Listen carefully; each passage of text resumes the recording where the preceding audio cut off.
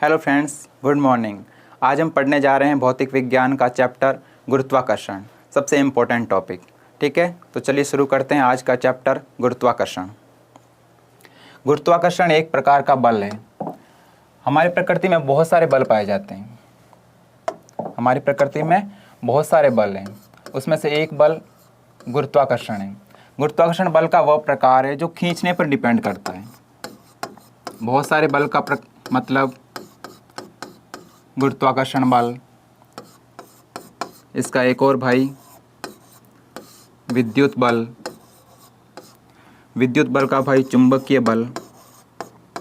प्रकृति में जहाँ देखो बल बहुत जगह काम करते हैं। एक और होता है नाभिकीय बल। यहाँ प्रकृति ने चालाकी ये की है कि जिस बल की पावर सबसे ज़्यादा दी है, उस बल की रेंज बहुत कम दी है।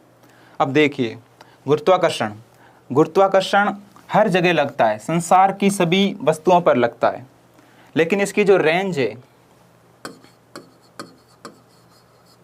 रेंज और पावर हर जगह अपनी प्रकृति में कोई न कोई बल है। कहीं गुरुत्वाकर्षण विद्युत बल है, कहीं चुंबकीय बल काम करता है, कहीं नाभिकीय बल है। लेकिन प्रकृति ने ये किया है कि जिस बल को सबसे ज़्यादा पावर दी है, उस बल की रेंज परास वो बहुत कम दी है। गुरुत्वाकर्षण एक बहुत बड़े पैमाने पर लागू हो सकता है। हम यहाँ बैठे बैठे कोई भी वस्तु, कहीं की भी वस्तु को आकर्षित करती है, कहीं की वस्तु पर बल लगाती है। रेंज अनंत है, लेकिन पावर बहुत कम है। बल तो लगाती है, लेकिन अपने और खींच थोड़ी पाती है, इसलिए पावर बहुत कम है। यानी गुरुत्वाकर्षण एक कमजोर बल है।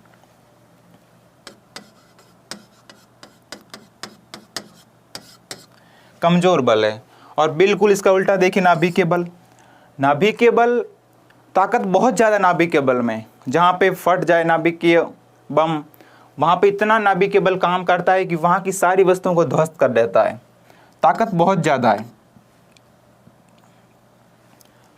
लेकिन लेकिन रेंज क्या है? रेंज बहुत कम। जापान में नागासाकी और हिरोशिमा पर नाभिकीय बम फटा तो वो वहीं तक सीमित रह गया। उसकी जो रेडिएशन से उसके जो हानि है वो हम तक नहीं पहुंची। तो उसकी जो रेंज बहुत कम है, लेकिन उसके जो वहाँ पर फटा तो उसी रेंज में जो उसकी ताकत थी वो बहुत ज़्यादा थी। ताकत क्या कह सकता हूँ कि ताकत अनंत थी। तो हमारी प्रकृति में बहुत सारे बल काम करते हैं, लेकिन हमारे इस टॉपिक में सिर्फ पढ़ना है गुरुत्वाकर्षण बल। गुरुत्वाकर्षण बल क्या है? गुरुत्वाकर्षण बल एक प्रकार का आकर्षण बल है। आकर्षण बल कहने का मतलब कि वस्तु को अपनी ओर खींचना। संसार की कोई भी वस्तु दूसरी वस्तु को अपनी ओर खींचती है। कोई भी वस्तु का मतलब कोई भी वस्तु, जिस वस्तु का द्रव्यमान है, जिस वस्तु का भार है, वो प्रत्येक वस्तु, जिस वस्तु का द्रव्यमान है, जिस वस्तु का भार है, वो प्रत्येक वस्तु किसी दूसरी वस्तु को अपनी ओर अट्रैक्ट करती है। हम पृथ्वी पर लटके हुए हैं, क्यों? क्योंकि पृथ्वी हमें अपनी ओर खींच रही है। चांद पृथ्वी के चारों ओर चक्कर लगाता है, क्यों? बिकॉज पृथ्वी चंद्रमा को अपनी ओर खींच के रखती है। संसार की सभी वस्तुएं। अब सवाल यह है कि सर गुरुत्वाकर्षण बल कहाँ कहाँ होता है? तो बचपन में यही पढ़ते थे कि पृथ्वी हमारे ऊपर एक गुरुत्वाकर्षण बल लगाती है, जिसकी वजह से हम पृथ्वी से गिरते नहीं हैं। जैसे ये पृथ्वी है, एक हमारा दोस्त यहाँ पर खड़ा है और एक हमारा दोस्त यहाँ पर खड़ा है। तो बोले सर ये तो ठीक है, ये तो समझ आ गया कि पृथ्वी ने इसको तो ऐसे बांध रखा है, ये तो पृथ्वी के ऊपर खड़ा है, तो ये तो नीचे नहीं गिरेगा, लेकिन ये तो सर गिर सकता है ना। तो बच्चों ने ये पढ़ाते थे कि ये भी नहीं गिरता। ये किस वजह से? कि गुरुत्वाकर्षण ये जो पृथ्वी है, ये गुरुत्वाकर्षण को अपनी ओर खींच के रखती है। गुरुत्वाकर्षण बल की वजह से ये इस इंसान को, इस वस्तु को अपनी ओर खींच के रखती है, इसलिए ये भी नीचे नहीं गिरता। तो गुरुत्वाकर्षण एक प्रकार का आकर्षण बल है। और कहाँ कहाँ लगता है? तो बता दो कि संसार की सारी वस्तुओं पर गुरुत्वाकर्षण बल काम करता है। संसार की सभी वस्तुएं, जिस वस्तु का भी थोड़ा सा भी हल्का सा भार है, थोड़ा सा भी हल्का सा द्रव्यमान है, वो वस्तु गुरुत्वाकर्षण बल लगाती है। यानी गुरुत्वाकर्षण बल लगाने का मतलब है कि वो संसार की प्रत्येक दूसरी वस्तु को, ये कैमरा ये भी मुझे आकर्षित कर रहा है, आप जिस फ़ोन में वीडियो देख रहे हैं वो फ़ोन भी आपको आकर्षित कर रहा है, क्योंकि उसका भी कुछ न कुछ द्रव्यमान है, कुछ न कुछ भार है। तो कहने का मतलब है कि संसार की प्रत्येक वस्तु किसी अन्य वस्तु को आकर्षित करती है। यह है गुरुत्वाकर्षण। अब गुरुत्वाकर्षण में हम पढ़ेंगे क्या क्या? गुरुत्वाकर्षण में हम क्या क्या पढ़ेंगे? 3 टॉपिक है हमारे पास, मेजरली 3 टॉपिक है मुख्य रूप से। पहला टॉपिक हम पढ़ेंगे न्यूटन का गुरुत्वाकर्षण नियम, जो सार्वत्रिक गुरुत्वाकर्षण का नियम है, यूनिवर्सल लॉ ऑफ ग्रेविटेशन। सबसे पहले हम वहाँ से शुरुआत करेंगे। दूसरा हम पढ़ेंगे गुरुत्व व गुरुत्व के अधीन गति। गुरुत्व का मतलब कि किसी वस्तु को पृथ्वी कितनी ताकत से अपनी ओर खींचती है, कितनी ताकत से अपनी ओर खींचेगी ताकि उसमें जो त्वरण उत्पन्न होगा उसको बोलते हैं गुरुत्वीय त्वरण। और वो इसके अंदर पढ़ेंगे गुरुत्व के अंदर कि किसी वस्तु को पृथ्वी कितनी ताकत से अपनी ओर बुलाती है, कितनी ताकत से अपने पास बुलाती है। और तीसरा पढ़ेंगे उपग्रहों की गति। ठीक है, तो सवाल अब भी हमारे बीच यही रहा कि सर गुरुत्वाकर्षण बल कहाँ कहाँ होता है, गुरुत्वाकर्षण बल कहाँ कहाँ पाया जाता है। माना कि पृथ्वी पर गुरुत्वाकर्षण बल एक दूसरे को आकर्षित करते हैं तो पाया जाता है। क्या सर ये पृथ्वी के बाहर भी है? जी हाँ, ये पृथ्वी के बाहर भी है। आपने सुना होगा कि बहुत सारे वैज्ञानिकों ने, नासा ने, इसरो ने चंद्रमा पर कुछ रोवर भेजे थे, कुछ रॉकेट भेजे थे। वो चंद्रमा पर उतरे और चंद्रमा पर गति करने लगे। इसका मतलब क्या है? चंद्रमा पर ये गति क्यों करेंगे? क्योंकि चंद्रमा भी इनको अपनी ओर आकर्षित करता है। चंद्रमा पर भी गुरुत्वाकर्षण है, चंद्रमा पर भी गुरुत्वाकर्षण बल लगता है। इसीलिए ये जो रोवर वहाँ पे उतारा गया, ये वहाँ पर गति करने लगा। अगर चंद्रमा पर गुरुत्वाकर्षण बल नहीं होता तो वहाँ पर कुछ रॉकेट ध्वस्त भी नहीं होते।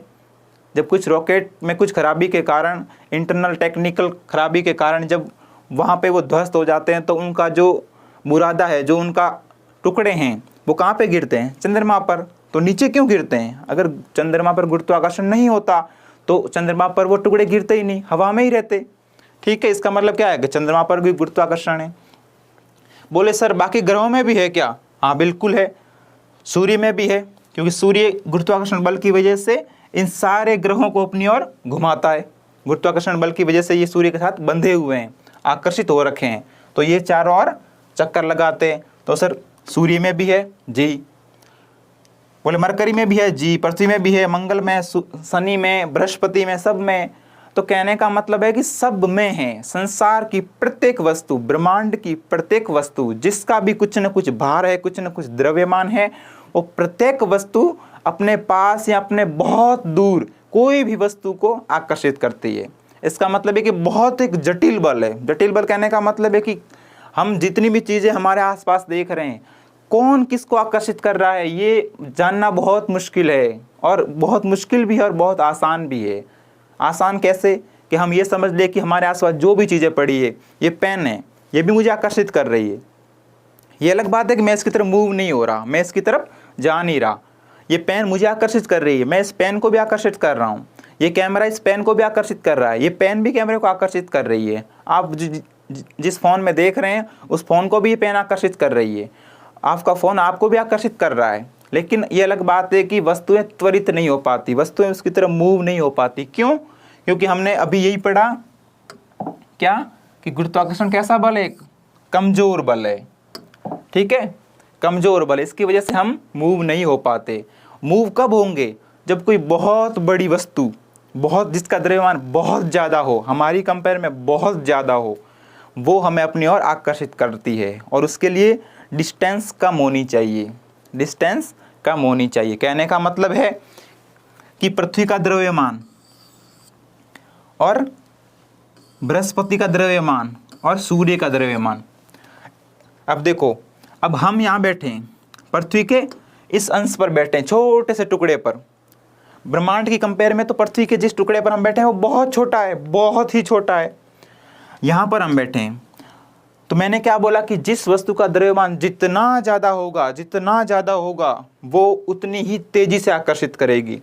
तो हम पृथ्वी पर बैठे हैं, पृथ्वी की कंपेयर में बृहस्पति का द्रव्यमान बहुत ज़्यादा है, लेकिन बृहस्पति हमें अपनी ओर तो नहीं बुला रहा, अपनी ओर तो नहीं खींच रहा कि पृथ्वी से खींचकर हम सीधे बृहस्पति के पास चले गए। क्यों? क्योंकि हमारे और बृहस्पति के बीच की दूरी बहुत ज़्यादा है, दूरी बहुत ज़्यादा है। अगर ये बृहस्पति यहाँ से चलकर पृथ्वी के जस्ट निकट आ जाए तो पृथ्वी भी इसकी ओर आकर्षित होगी। बस पृथ्वी हम तो क्या, पृथ्वी खुद इसकी ओर आकर्षित होगी, क्योंकि बृहस्पति का द्रव्यमान बहुत ज़्यादा है। बृहस्पति से ज़्यादा सूर्य का है, तो सूर्य भी हमें अपनी ओर आकर्षित नहीं कर रहा। सूर्य का द्रव्यमान सबसे ज़्यादा है, बहुत ज़्यादा। क्यों नहीं कर रहा? क्योंकि हमारे और सूर्य के बीच की जो दूरी है वो बहुत ज़्यादा है। जितनी ज़्यादा दूरी होगी गुरुत्वाकर्षण बल उतना ही कम काम करेगा, उतना ही कमज़ोर होता जाएगा। जितना ज़्यादा डिस्टेंस होगा, जितनी ज़्यादा दूरी होगी, गुरुत्वाकर्षण बल उतना ही कमज़ोर होता जाएगा। वस्तु को खींचेगा तो सही, आकर्षण बल जरूर लगाएगा, लेकिन वस्तुएं एक दूसरे की तरफ मूव नहीं होगी। नहीं होगी का मतलब, ये पेन है, मैं इस पेन को अट्रैक्ट कर रहा हूँ, ये पेन मेरे को अट्रैक्ट कर रही है, लेकिन हम दोनों एक दूसरे की तरफ मूव नहीं हो रही। ऐसा नहीं कि मैं खींच के इसकी तरफ जा रहा हूँ, नहीं, क्योंकि मेरा और इसका द्रव्यमान इतना नहीं है, न मेरा इतना द्रव्यमान है कि मैं इस पेन को आकर्षित कर पाऊँ, लेकिन हमारी धरती माँ का इतना द्रव्यमान है कि ये पेन को मैं छोड़ते ही सीधे ये नीचे की ओर, धरती की ओर गिरेगी, पृथ्वी की ओर गति करेगी। ठीक है, गुरुत्वाकर्षण का नियम सबसे पहले हम स्टार्ट करते हैं यहाँ से। अब आप ये तो समझ गए होंगे गुरुत्वाकर्षण बल क्या है, ये सारी चीज़ें, कि एक प्रकार का आकर्षण बल है और संसार की प्रत्येक वस्तुएं एक दूसरे को आकर्षित करती है। ब्रह्मांड की प्रत्येक वस्तु, एक वस्तु दूसरे वस्तु को आकर्षित करती हैं, जिसको क्या बोलते हैं, जिस बल से करती है उसको बोलते हैं गुरुत्वाकर्षण बल। ठीक है,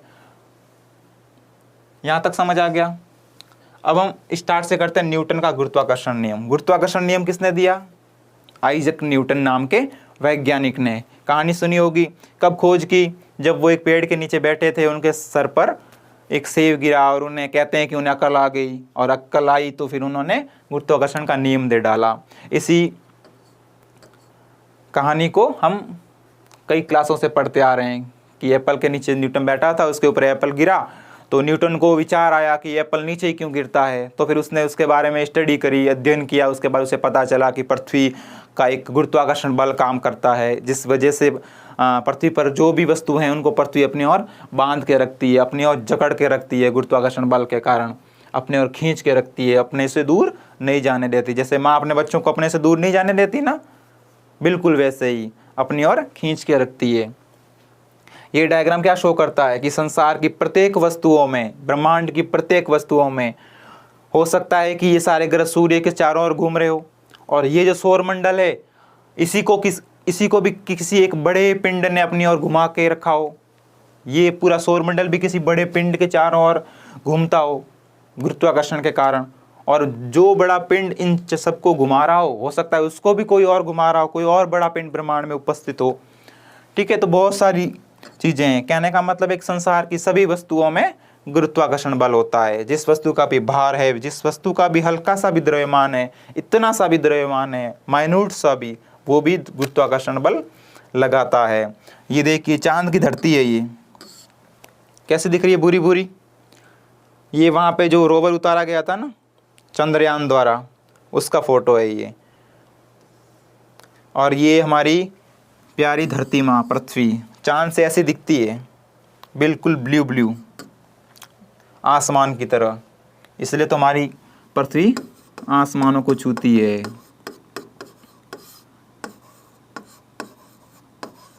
नीली कलर की दिखाई देती है। और ये जो दिख रहे हैं यहाँ पे, ये वायुमंडल है, बादल हैं ये। ठीक है, तो पृथ्वी एकमात्र ऐसा ग्रह है जिस पर अभी वायुमंडल की खोज हो चुकी है, वायुमंडल पाया जाता है। अभी तक जितनी खोजें हो चुकी हैं उसमें पृथ्वी ही ऐसा ग्रह है जिस पर वायुमंडल उपस्थित है। चांद पर कोई वायुमंडल नहीं है, तो चांद पर कोई बादल अस्तित्व में नहीं है, कोई बादल नहीं आता, क्योंकि वायुमंडल ही नहीं है। क्योंकि चांद की जो गुरुत्वाकर्षण क्षमता है, जो जिस बल से ये वस्तु को अपने आकर्षित करता है, वो बहुत कम है। तो वहाँ के वायुमंडल में जो बादल होते हैं, जो गैसेज होती है, ये इनको पकड़ नहीं पाता है, गैसेज उनके वायुमंडल से चली जाती हैं। तो इतना गुरुत्वाकर्षण चंद्रमा बेचारे में नहीं है कि वो अपने बादलों और अपने वायुमंडल को जकड़ के रख सके, जैसे हमारी धरती माँ रखती है। अकेली धरती माँ में ताकत है जो सबको अपने पास रखती है। तो चलिए शुरू करते हैं गुरुत्वाकर्षण नियम। गुरुत्वाकर्षण न्यूटन ने क्या नियम दिया, हम समझ गए। न्यूटन जो कहना चाहता था हम समझ गए।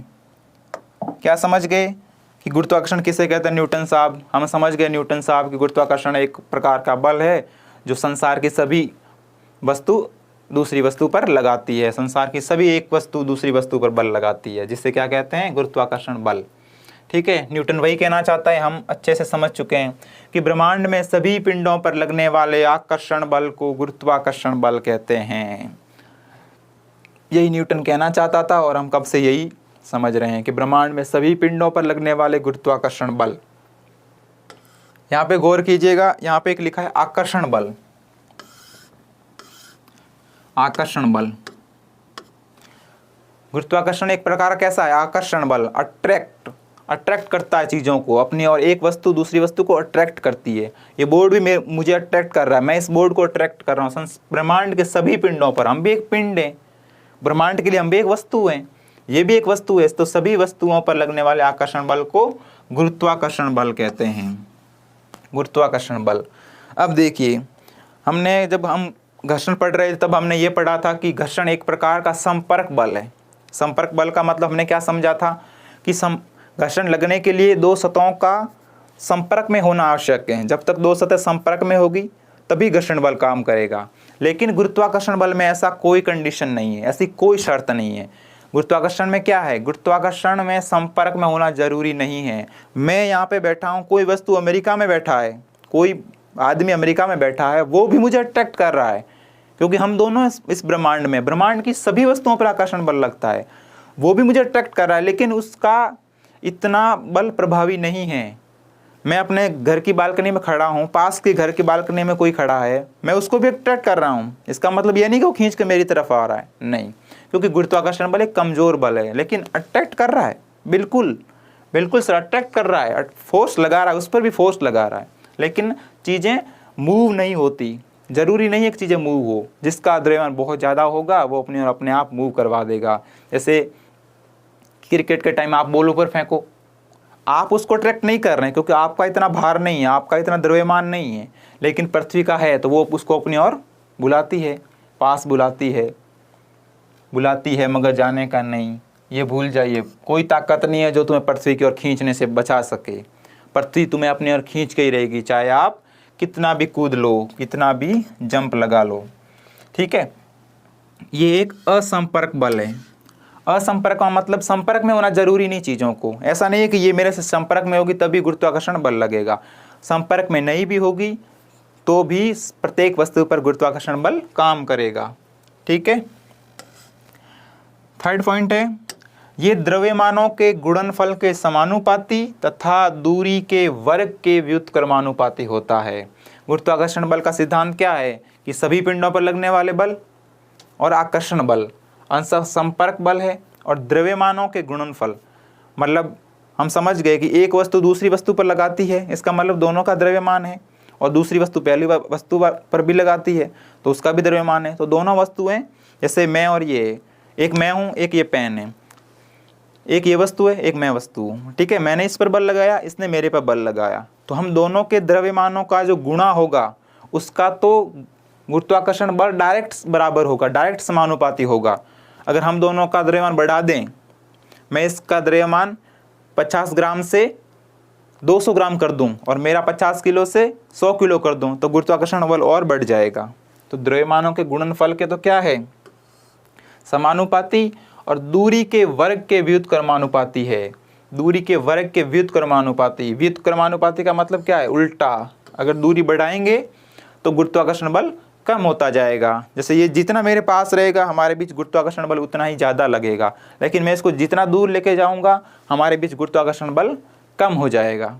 ठीक है, ये क्या कहना चाह रहा है हम आगे समझते हैं। तीसरा जो वाक्य लिखा गया है इसको हम अभी आगे समझ रहे हैं। ये दो समझ आ गए कि ब्रह्मांड में सभी पिंडों पर लगने वाले आकर्षण बल को गुरुत्वाकर्षण बल कहते हैं, और ये एक असंपर्क बल है। गुरुत्वाकर्षण की संधि कीजिए आप, गुरुत्व पर आकर्षण, नाम में लिखा है कि आकर्षण बल है। गुरुत्व मतलब किसी द्रव्यमान द्वारा आकर्षण बल लगाया गया, उसे क्या बोलते हैं, गुरुत्वाकर्षण बल। ओके, दूसरा ये देखिए, ये कोई पिंड ए है और ये पिंड बी है। ये पिंड ए है और ये पिंड बी है। हमने जितना अभी तक पढ़ा है उसके हिसाब से हम क्या समझे कि ये पिंड इस पर बल लगाएगा और ये पिंड इस पर बल लगाएगा। तो देखिए ये जो ब्लैक पिंड है, जो ये ब्लैक वस्तु है, ये रेड वाली पर बल लगाएगी और कौन सा बल लगाएगी? आकर्षण बल। आकर्षण बल का मतलब इस पिंड को ये अपनी ओर खींचने की कोशिश करेगी, खींचने की प्रवृत्ति रहेगी। तो ब्लैक के कारण बल लग रहा है इस पर, तो देखिए ब्लैक के कारण लग रहा है, तो मैं इसको ब्लैक लाइन से शो कर देता हूं। ब्लैक लाइन से शो क्यों किया?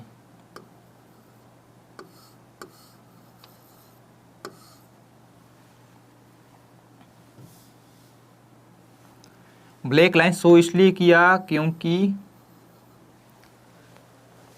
ये जो बल है वो इसके कारण लग रहा है, ये इसको अपनी ओर खींच रहा है, तो ये जो बल है वो इस पिंड के कारण लग रहा है, इसलिए मैंने इसको ब्लैक लिया क्योंकि ये पिंड का कलर क्या है? ब्लैक। ठीक है, अब इस पिंड पर भी ये पिंड बल लगाएगा, इसने जो इस पर बल लगाया वो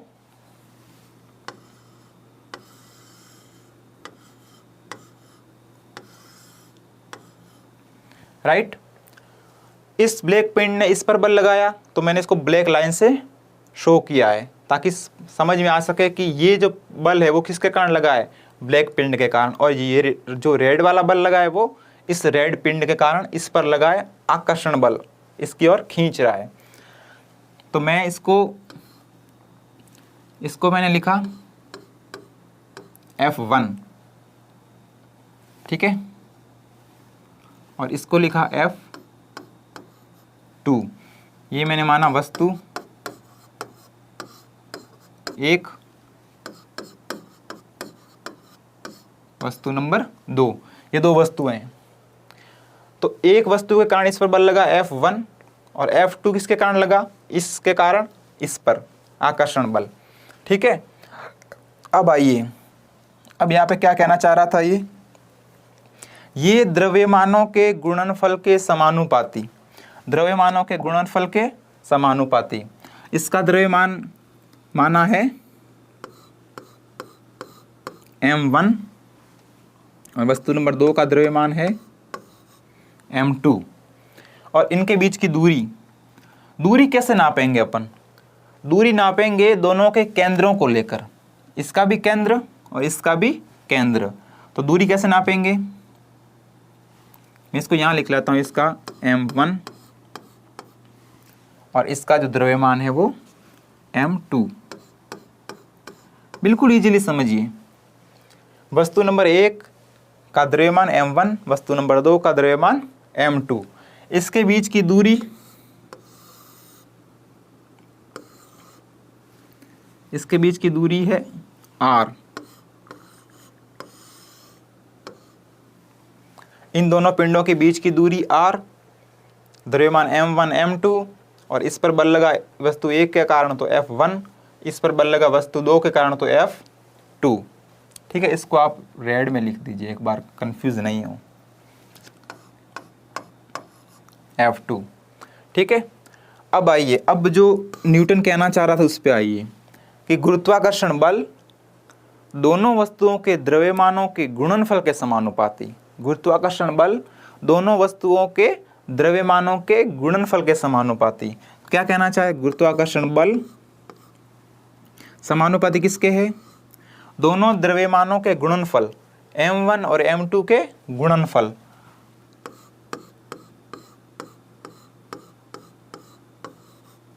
M1 M2 के गुणनफल के समानुपाती। ठीक है, समीकरण नंबर 1।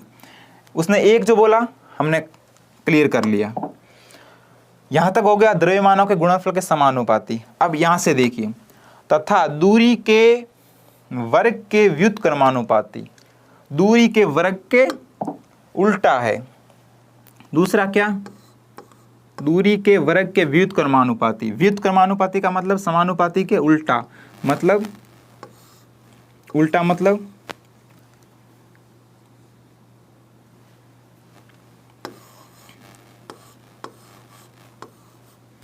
ये दूरी के वर्ग हो गया दूरी के वर्ग, और व्युत्क्रमानुपाती का मतलब उल्टा। अगर दूरी बढ़ाएंगे तो गुरुत्वाकर्षण बल कम होगा, अगर दूरी बढ़ाएंगे तो गुरुत्वाकर्षण बल कम, अगर दूरी घटाएंगे तो गुरुत्वाकर्षण बल ज़्यादा।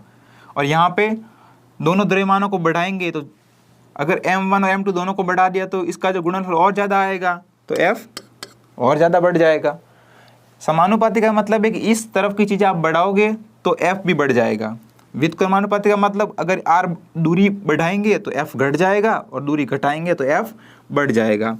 कैसा होगा? एकदम उल्टा। समानुपाती में कैसा होगा? एकदम समान। अगर एक चीज़ बढ़ाएंगे दूसरी बढ़ जाएगी, लेकिन व्युत्क्रमानुपाती में एक चीज़ घटाएंगे तो बराबर के उस तरफ वाली बढ़ जाएगी, उल्टा हो जाएगा। ठीक है, ये समझ आया? ये वाला एकदम डायग्राम समझ आ गया।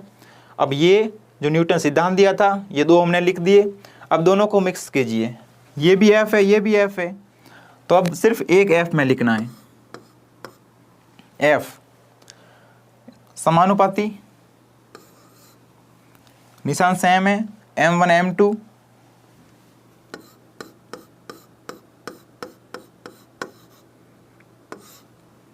और 1/r, तो यहाँ पे 1 और बटा में r², r का वर्ग।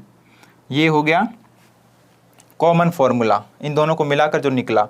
अब यहाँ पे समानुपाती का निशान है, ये जो निशान जब हटाएंगे तब एक नियतांक लगेगा। नियतांक क्यों लगता है कि कभी कभी होता है कि फॉर्मूला अनबैलेंस होता है, संतुलित नहीं होता, तो उस फॉर्मूला को, उस सूत्र को संतुलित करने के लिए कोई ना कोई नियतांक लगाते हैं। तो यहाँ एक नियतांक लगता है गुरुत्वाकर्षण नियतांक। गुरुत्वाकर्षण नियतांक क्या है? कैपिटल जी, कैपिटल जी से प्रदर्शित करते हैं गुरुत्वाकर्षण नियतांक को।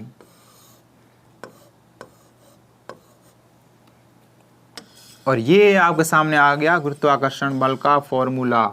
इसे याद कर लीजिए, याद कर लो, रट लो, कैसे भी समझ लो, बस ये याद रहना चाहिए। ये सारा याद रहे ना रहे कोई दिक्कत नहीं है, लेकिन अगर ये याद नहीं है तो बहुत सारी दिक्कत उत्पन्न हो सकती है, बहुत सारी समस्या पैदा हो सकती है। सिर्फ ये याद रखना है आपको।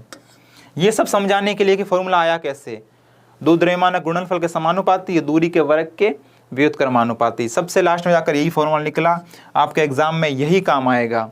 जो भी न्यूमेरिकल क्वेश्चन आएंगे वो सब इसी से सॉल्व होंगे, इसका कोई मतलब नहीं है। ये सारी चीज़ें सिर्फ इस फॉर्मूले को समझाने के लिए थी कि गुरुत्वाकर्षण बल एक से दूसरे पिंड को आकर्षित कैसे करता है और किस पर डिपेंड करता है। तो सीधा सब ये फॉर्मूले में आ गया। ठीक है, तो सिर्फ ये फॉर्मूला याद रखिए और आंसर निकालिए। अब जितने भी नियतांक होते हैं, जितना भी, जैसे यहाँ पे ये जी आया, हर नियतांक का एक मान होता है, एक मान होता है, एक वैल्यू होती है। और यहाँ पर इस जी की वैल्यू है, इस जी की वैल्यू है 6.67 इंटू 10⁻⁻11 और मात्रक होगा न्यूटन मीटर स्क्वायर बटा किलोग्राम स्क्वायर। ठीक है, क्या जी का मान है?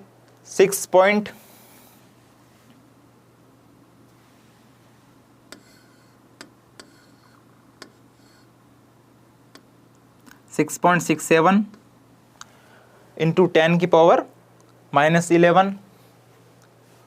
मैं यहाँ पे लिखता हूँ, अगर वहाँ पे नहीं दिख रहा हो तो जी है गुरुत्वाकर्षण नियतांक।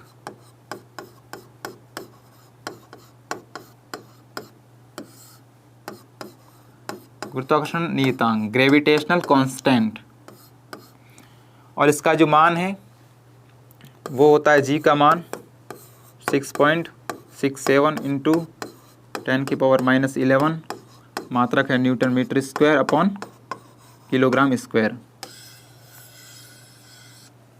ठीक है, ये भी आपको याद रखना है। एक तो ये याद रखना है और एक ये फॉर्मूला याद रखना है। ठीक है, क्यों ये याद क्यों रखना है? क्योंकि जब भी आप न्यूमेरिकल क्वेश्चन करेंगे तो जी का मान लिखना पड़ेगा। m1 m2 दिया होगा, दूरी भी दी होगी, g1 कभी भी दिया हो सकता है और कभी कभी दिया नहीं भी हो सकता है। इसलिए आपको जी का मान रिस्क ना लेते हुए हमेशा याद रखना है। कितना? 6.67 6.67 इंटू 10 की power minus 11 newton metre square upon kilogram square. ये मात्रक कहाँ से आया? देखिए जी का मात्रक निकालना है ना, एफ का मात्रक क्या? न्यूटन, आर दूरी है क्या? मात्रक मीटर स्क्वायर। आर स्क्वायर को बराबर किस तरफ भेजा? एफ आर स्क्वायर हो गया, तो एफ का न्यूटन, आर का मीटर, स्क्वायर का स्क्वायर न्यूटन मीटर स्क्वायर, और m1 m2 इसका भी केजी, इसका भी केजी, केजी केजी हो गया, केजी का स्क्वायर, और भेज दिया इस तरफ, तो ऊपर न्यूटन मीटर स्क्वायर और नीचे किलोग्राम स्क्वायर, तो newton metre square upon kilogram square. ये समझ आ गया, फॉर्मूला आ गया कैसे निकला ये समझ आ गया, जी का मान कितना ये समझ आ गया, इतना बहुत है। अगर ये समझ आ गया तो आगे कोई प्रॉब्लम नहीं आएगी। जैसे देखिए प्रॉब्लम नहीं आएगी, इसको प्रूव करने के लिए एक क्वेश्चन करते हैं, मुझे उम्मीद है कि इसमें कोई प्रॉब्लम नहीं आएगी। 1 किलोग्राम के 2 गोले हैं, 1 मीटर की दूरी पर रखे हुए हैं। वेरी गुड, क्या दे दिया? सब इसने दे दिया।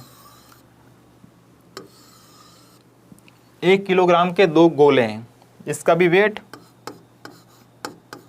1 किलोग्राम, इसका भी वेट 1 किलोग्राम। 1 मीटर की दूरी पर रखे हुए हैं, 1 मीटर की दूरी पर रखें, 1 मीटर की दूरी पर रखे हुए हैं। दोनों गोलों के बीच गुरुत्वाकर्षण बल ज्ञात कीजिए। क्या ज्ञात करना है? गुरुत्वाकर्षण बल। बल का मतलब F ज्ञात करना है। जो हमारे भी फॉर्मूला आया था उसमें से जो F था वो ज्ञात करना है। तो फॉर्मूला लिख दीजिए, अभी आपको याद कराया ना formula, F equal to G m1 m2 upon r square.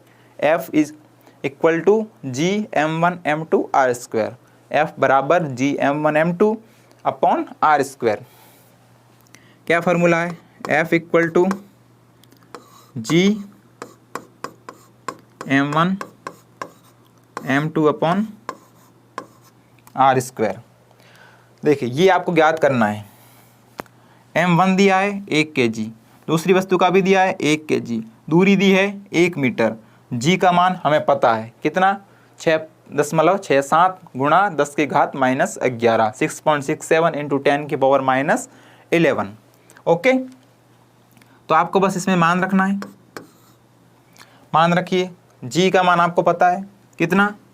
6.67 into 10 की पावर माइनस 11। m1 कितना है? 1 किलोग्राम। m2 कितना है? 1 किलोग्राम। ओके, ये बटा का निशान।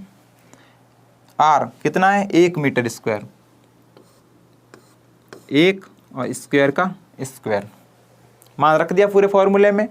f है तो f का मात्रक क्या हो जाएगा? न्यूटन। यहाँ पे जो भी वैल्यू आएगी उसको न्यूटन से ऐड कर देंगे। 1 गुणा 1 1, और 1 का वर्ग भी कितना होता है? 1। तो इन सब का तो कोई मतलब है नहीं, 1 1 सारे 1 1 हैं। ठीक है, ये लाइनें कर दी, आपको दिखेगा नहीं।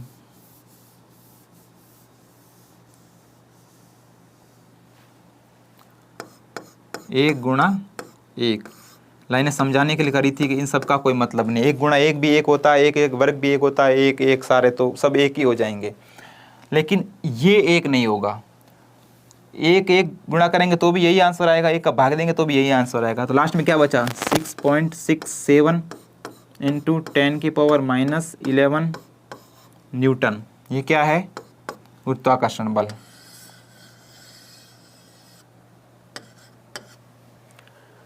अब देखिए कितना आंसर है? F इक्वल टू 6.67 इंटू 10 की पावर माइनस 11 न्यूटन, 10 की पावर माइनस 11 न्यूटन। आप पूछ रहे थे कि हम एक दूसरे को अट्रैक्ट क्यों नहीं करते। अब देखिए 1 मीटर की दूरी पर रखे हुए हैं, 1 1 किलोग्राम के गोले 1 मीटर की दूरी पर रखे हुए हैं, 1 किलोग्राम के, लेकिन एक दूसरे पर बल कितना लगा रहे हैं? 6.67 इंटू 10 की पावर माइनस 11, दशमलव के बाद भी 10 शून्य आएंगे, दशमलव के बाद भी 10 शून्य आएंगे। इतना छोटा, इतना कमजोर बल लगा रहे हैं, तो कैसे ये एक दूसरे की तरफ मूव हो जाएंगे? हो ही नहीं सकता। इतना कम बल लग रहा है तो कैसे ये एक दूसरे की ओर आकर्षित होंगे? आकर्षण तो लगा रहे हैं दोनों, लेकिन आएंगे कैसे एक दूसरे के पास जब इतना कमजोर बल लग रहा है? कितना बल लग रहा है? 6.67 इंटू 10 की पावर माइनस 11 का मतलब दशमलव के बाद भी 10 शून्य आएंगे, उसके बाद 1 आएगा। ठीक है, ये समझ आ गया, इतना कमजोर बल है। तो इस गुरुत्वाकर्षण बल ज्ञात कीजिए। गुरुत्वाकर्षण बल आ गया कितना, 6.67 इंटू 10 की पावर -11, 10 की पावर -11।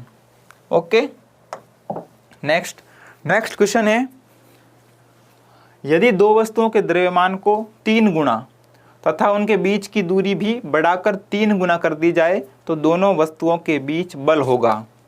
ठीक है, दोनों वस्तुओं के द्रव्यमान को 3 गुना कर दिया जाए और दूरी को भी 3 गुना कर दिया जाए। कहने का मतलब है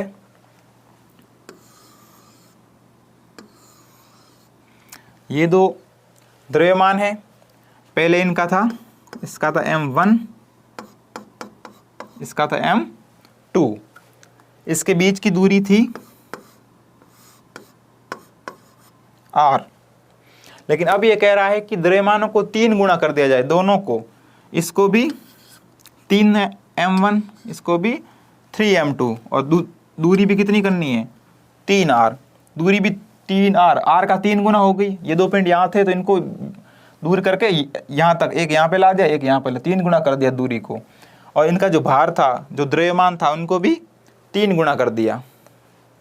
अब बताना है कि दोनों के बीच बल कितना होगा। ठीक है, बिल्कुल आसान है। ऐसे कंडीशन में आप सीधा सा फॉर्मूला लिखिए। जब भी आपको कंपैरिजन पूछा हो, किसी चीज़ को, किसी वैल्यू को बढ़ा दिया हो, डबल कर दिया हो, आधा कर दिया हो, सबसे पहले आप उसका फॉर्मूला लिखें। फॉर्मूला लिखने से क्या होगा कि आपको आइडिया लग जाएगा कि कौन सी वैल्यू बढ़ी है और कौन सी वैल्यू को मुझे घटाना है। आपने सीधा फॉर्मूला लिखा G m1 m2 r², आपने सीधा फॉर्मूला लिखा। अब देखिए, द्रव्यमानों को 3 गुना करना है, तो कहाँ है द्रव्यमान, ये रहा m1 और ये रहा m2, इनको तो करना है 3 गुना, और ये दूरी इसको भी करना है 3 गुना। तो देखिए G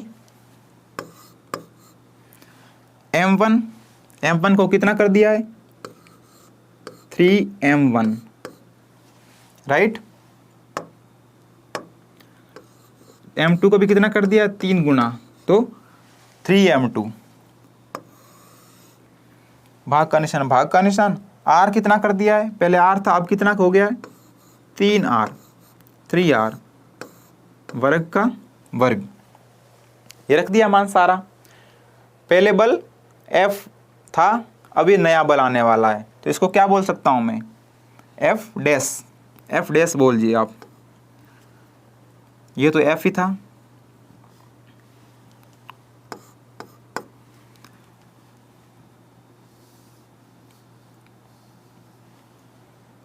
ये जो ये आ रहा है अब, ये F डैश है, ये नया बल है। ठीक है, अब देखिए नया बल कौन सा लग रहा है, G 3m1 3m2, तो इस 3 और 3 को मैं गुणा कर दूं, ये 3 और 3 को मैं गुणा कर सकता हूं ना, और गुणा करके मैंने सबसे आगे ले आए, कितने हुए, 3 इंटू 3, 3 इंटू 3 9, G पीछे क्या बचा, m1 m2, इन दोनों 3 को गुणा करके मैंने आगे ले आया, कितना हुआ, 9, 3 का वर्ग 9, r का वर्ग r², 9r², ये आया इन सबको सॉल्व करने पर। अब देखिए 9 से 9 कट रहा है, 9 से 9 कट रहा है, और लास्ट में क्या बचा, G m1 m2,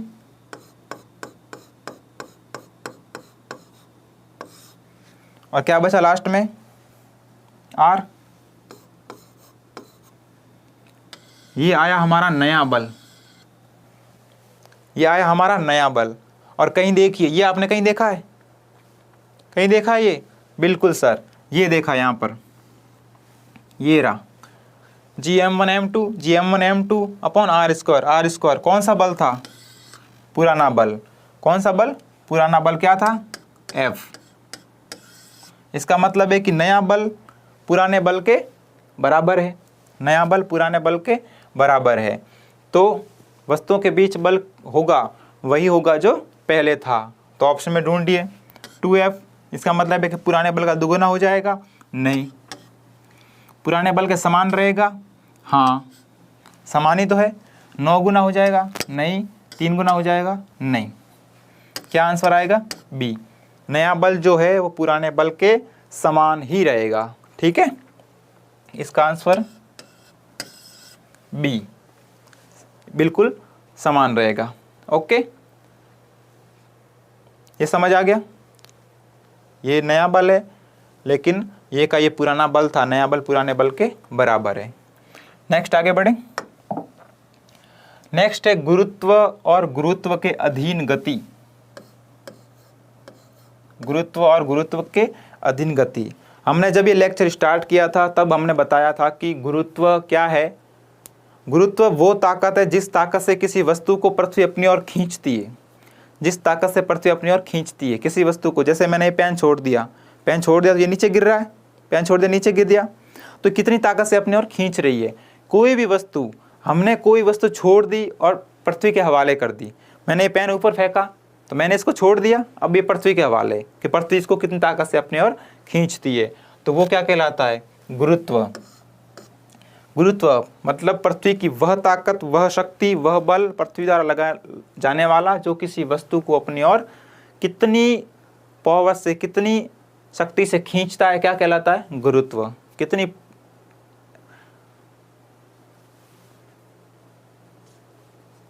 समझ गए? कितनी ताकत से अपनी ओर खींचता है। गुरुत्व और गुरुत्व के अधीन गति में हम 3 चीजें पढ़ेंगे, गुरुत्वीय त्वरण और गुरुत्वीय त्वरण का सूत्र और लिफ्ट में गति। ठीक है, सबसे पहले स्टार्ट करते हैं गुरुत्वीय त्वरण। हमने पहले एक और त्वरण पढ़ा है, उसको हम प्रतीक देते थे स्मॉल a से। ये त्वरण वो है जो किसी वस्तु द्वारा लगाया जाता है। कोई कार गति कर रही है तो कार के द्वारा जो स्पीड मेंटेन होगी, जो वेग होगा, उस वेग में परिवर्तन से ये त्वरण आएगा। इसका मतलब है कि ये त्वरण पृथ्वी नहीं लगा रही है, ये त्वरण वस्तु द्वारा जनरेट किया जा रहा है। ये त्वरण जो ए था ये वस्तु द्वारा उत्पन्न किया जा रहा है। लेकिन जो ये त्वरण है, जो ये जी है, ये पृथ्वी के द्वारा मतलब गुरुत्वाकर्षण बल के द्वारा उत्पन्न किया जाएगा। ये पृथ्वी के द्वारा उत्पन्न किया जाएगा। यहाँ लिखा भी है कि गुरुत्वाकर्षण बल के कारण उत्पन्न त्वरण। गुरुत्वाकर्षण बल यानी पृथ्वी जिस बल से अपने खींचती है उस बल के कारण उत्पन्न त्वरण।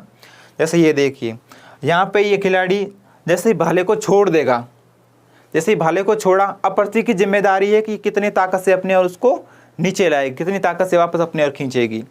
ये बच्चा, इस बच्चे ने बॉल ऊपर फेंक दी तो इस बच्चे की जिम्मेदारी खत्म होगी। जब तक इसके हाथ में थी तब तक इसकी जिम्मेदारी थी। इसने जैसे ही उस बॉल को ऊपर उछाल दिया, अब ये बॉल पृथ्वी के हवाले है कि पृथ्वी कितनी ताकत से अपनी ओर इसको खींचेगी, पृथ्वी इसका क्या करेगी, अपनी ओर बहुत स्पीड से खींचेगी, आराम से खींचेगी, वो तो डिपेंड करेगा इस बॉल के द्रव्यमान पर। अगर बॉल का द्रव्यमान बहुत ज़्यादा है तो पृथ्वी इसको बहुत तेज़ी से अपनी ओर खींचेगी, और बॉल बहुत हल्की है तो धीरे धीरे नीचे आ जाएगी। और ये भाला है, जैसे ही छोड़ेगा वैसे ही ये ऐसे करके नीचे आ जाएगा, और ये जो बॉल है ये भी नीचे आ जाएगी। समझ गए? गुरुत्वीय त्वरण जी से शो करते हैं, स्मॉल जी। कैपिटल जी कौन था? कैपिटल जी था गुरुत्वाकर्षण नियतांक।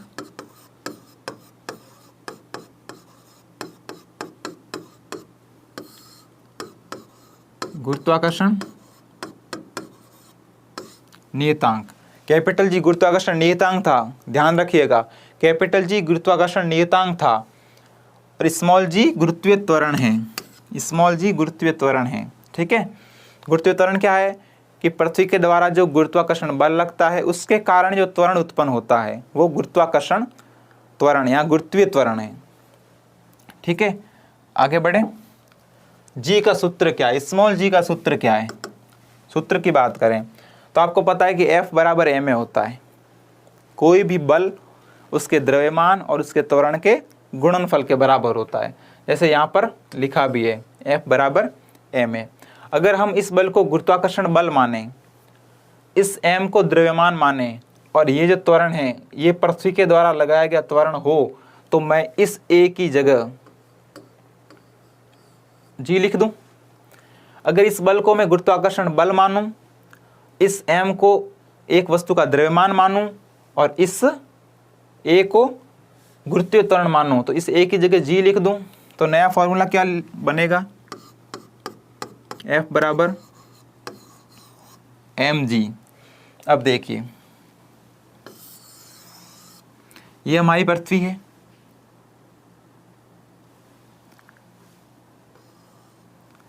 और ये कोई छोटी सी वस्तु है, बॉल मान लीजिए। हाँ, इतना आकार नहीं है, बॉल तो बहुत छोटी होती पृथ्वी के मुकाबले, लेकिन हम समझने के लिए ले रहे हैं। पृथ्वी की त्रिज्या r और इसकी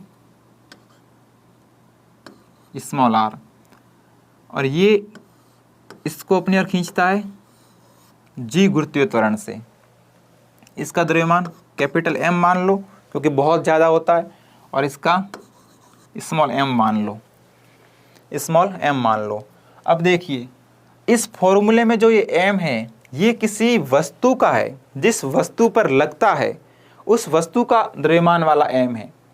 जैसे मैं किसी बॉक्स खींच रहा हूँ, मैं किसी बॉक्स को खींच रहा हूँ, तो ये m मेरा द्रव्यमान नहीं है, ये उस बॉक्स का द्रव्यमान है। अब यहाँ समझिए, यहाँ पृथ्वी एक पिंड को खींच रही है, पृथ्वी एक पिंड को अपनी ओर खींच रही है।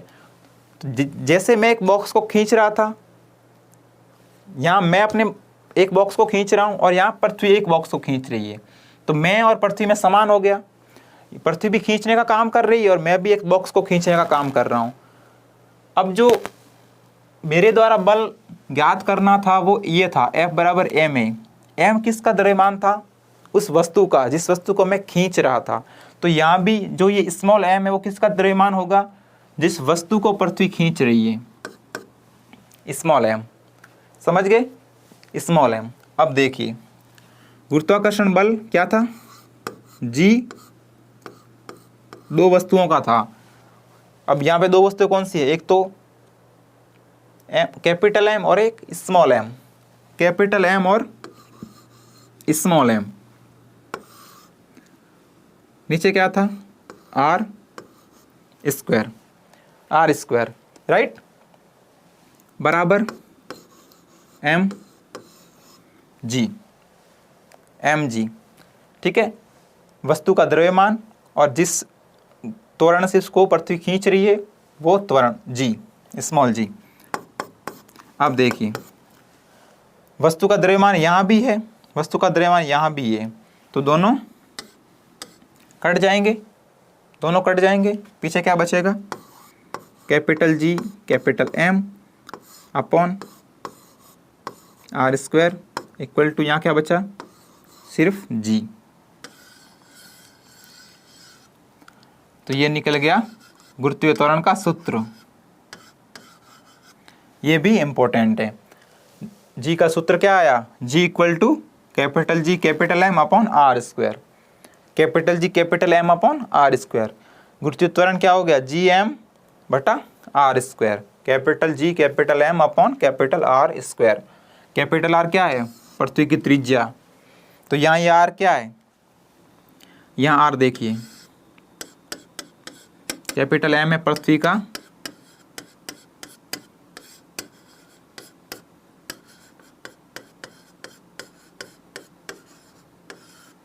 द्रव्यमान और R है पृथ्वी की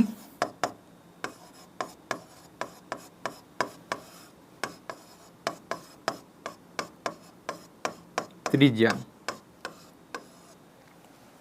पृथ्वी की त्रिज्या।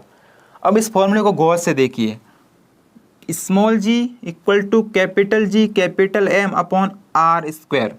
यहाँ पे जितना भी कोई चीज़ आ रही है ये तो गुरुत्वीय त्वरण है और इस g का तो फिक्स मान है, लेकिन इसके अलावा जो दो चीज़ आ रही कैपिटल M और कैपिटल R, गौर से देखिए यहाँ पर कैपिटल M और कैपिटल R सिर्फ पृथ्वी के ऊपर डिपेंड करता है कि वो किस वस्तु को किस ताकत से अपनी ओर खींचती है। कहने का मतलब है कि पृथ्वी का द्रव्यमान और पृथ्वी की त्रिज्या ही डिसाइड करेगी कि वो किस वस्तु को कितनी स्पीड से अपनी ओर खींचती है। इसका स्मॉल m था, स्मॉल r त्रिज्या थी, कहीं काम नहीं आने वाली। गुरुत्वीय त्वरण क्या होगा, ये सिर्फ पृथ्वी पर डिपेंड करता है, सिर्फ पृथ्वी पर, वस्तु पर डिपेंड नहीं करेगा। वस्तु के न तो द्रव्यमान पर डिपेंड करेगा, न वस्तु की त्रिज्या पर डिपेंड करेगा, सिर्फ पृथ्वी की त्रिज्या और पृथ्वी के द्रव्यमान पर डिपेंड करेगा, पृथ्वी की त्रिज्या और पृथ्वी के द्रव्यमान पर निर्भर करेगा। ठीक है, ये फॉर्मूला समझ आ गया। ये सब याद नहीं रखना है, पिछली बार की तरह सिर्फ ये याद रखना है, ये समझने के लिए याद रह जाए, बहुत अच्छी बात है। मैंने यहाँ पे F बराबर ma को इस फॉर्मूले में यूज़ क्यों किया, क्योंकि ये एक बल का सूत्र है और गुरुत्वाकर्षण भी एक बल है, तो मैंने इस F को गुरुत्वाकर्षण बल मान लिया, इस m को वस्तु का द्रव्यमान मान लिया जिस पर बल लग रहा है, जिस पर गुरुत्वाकर्षण बल लग रहा है, जिस वस्तु को पृथ्वी अपनी ओर खींच रही है। और ये जो वस्तु के द्वारा उत्पन्न त्वरण था, ये मैंने इसको g लिख दिया। अब ये वस्तु के द्वारा उत्पन्न त्वरण नहीं है, ये पृथ्वी द्वारा लगाया गया त्वरण है, तो ये आ गया। और इसी को मैंने गुरुत्वाकर्षण बल हमारे पास क्या था, F की जगह मैंने ये लिख दिया, ये वाली value capital G capital M small m upon r square, और mg का mg लिख दिया। इस वस्तु के द्रव्यमान दोनों तरफ है, तो वस्तु के द्रव्यमान से वस्तु का द्रव्यमान कट हो गया। ठीक है, यहां तक समझ आ गया। आगे बढ़े। अब देखिए, अब आगे बढ़ने से पहले आगे हमें पढ़ना है लिफ्ट की गति, लिफ्ट में गति। जब हम लिफ्ट में जाते हैं, लिफ्ट ऊपर जाती है नीचे जाती है, तो उसमें किस प्रकार से वजन घटता बढ़ता या स्थिर रहता है वो हमें पढ़ना है। लेकिन उसके पढ़ने से पहले एक प्रतिक्रिया बल पढ़ना बहुत ज़रूरी है। प्रतिक्रिया बल, रिएक्शन फोर्स, नॉर्मल फोर्स पढ़ना क्यों ज़रूरी है। यहाँ ये R और N दोनों लिखें। R का मतलब होता है रिएक्शन फोर्स, एक्शन रिएक्शन से एक नियम याद आ रहा होगा आपको गति का, वो भी न्यूटन ने दिया था, न्यूटन की गति का तीसरा नियम, क्रिया प्रतिक्रिया का नियम। इस N का मतलब है नॉर्मल फोर्स, दोनों सेम ही है, नाम अलग अलग है, दोनों सेम है। प्रतिक्रिया बल, रिएक्शन फोर्स बोल दो या नॉर्मल फोर्स बोल दो। ठीक है, क्या है होता है ये प्रतिक्रिया बल। प्रतिक्रिया बल यानी मैं जिस भी वस्तु पर क्रिया करूंगा, मैं जिस वस्तु पर बल लगाऊंगा, वो वस्तु वापस मुझे उतना ही बल तोहफे में वापस देगी। मैं किसी वस्तु पर, जैसे मैंने ये पेन पर बल लगाया, ये पेन भी उतना ही बल मुझ पर वापस लगाती है, तो यही क्या कहलाता है, प्रतिक्रिया बल। जितना बल वो वापस लगाती है वो प्रतिक्रिया बल। देखिए, एक सतह से संपर्कित होने वाली दूसरी सतह द्वारा, एक सतह से संपर्कित होने वाली, देखिए ये सतह है, ये सतह है, ठीक है, ये सतह है टेबल की मान लो, जमीन की मान लो, किसी की भी नीची सतह मान लो, और एक ये बॉक्स है,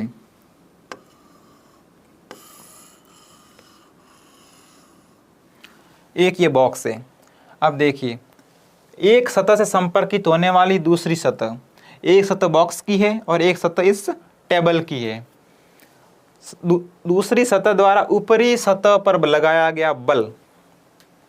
अब ध्यान से देखिए, एक सतह ये नीचे वाली है, एक सतह ये बॉक्स की है, तो नीचे वाली इस बॉक्स ने, इस बॉक्स पर एक बल लग रहा है जिसे पृथ्वी लगा रही है, क्या, mg।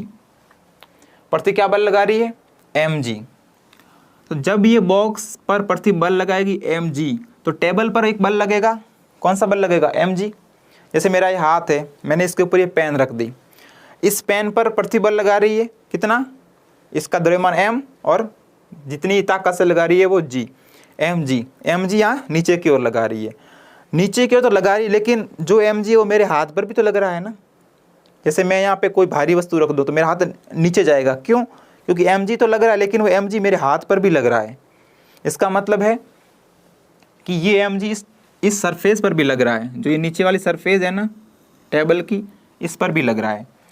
तो जब ये mg बल टेबल की सरफेस पर लगेगा, तो मैंने क्या बोला कि जब कोई एक वस्तु दूसरी वस्तु पर बल लगाती है, जब इस ये mg बल जो पृथ्वी खींच रही है जिस बल से, जब ये बल इस नीचे वाले टेबल की सतह पर लगा तो टेबल की सतह ने भी इतना ही बल ऊपर की ओर लगाया, इतना ही बल ऊपर की ओर लगाया। इसे क्या बोला? नॉर्मल फोर्स, रिएक्शन फोर्स, प्रतिक्रिया बल, प्रतिक्रिया बल।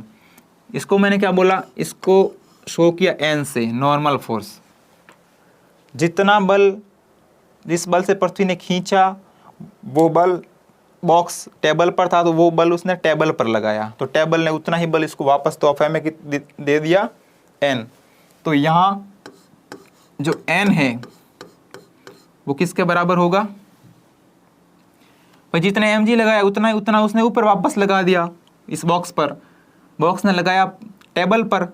टेबल पर क्यों लगाया? क्योंकि mg से पृथ्वी खींच रही है और वापस mg के बराबर ही वो एक ऊपर फोर्स लगा दिया टेबल की सतह ने। तो n किसके बराबर हो गया? mg के।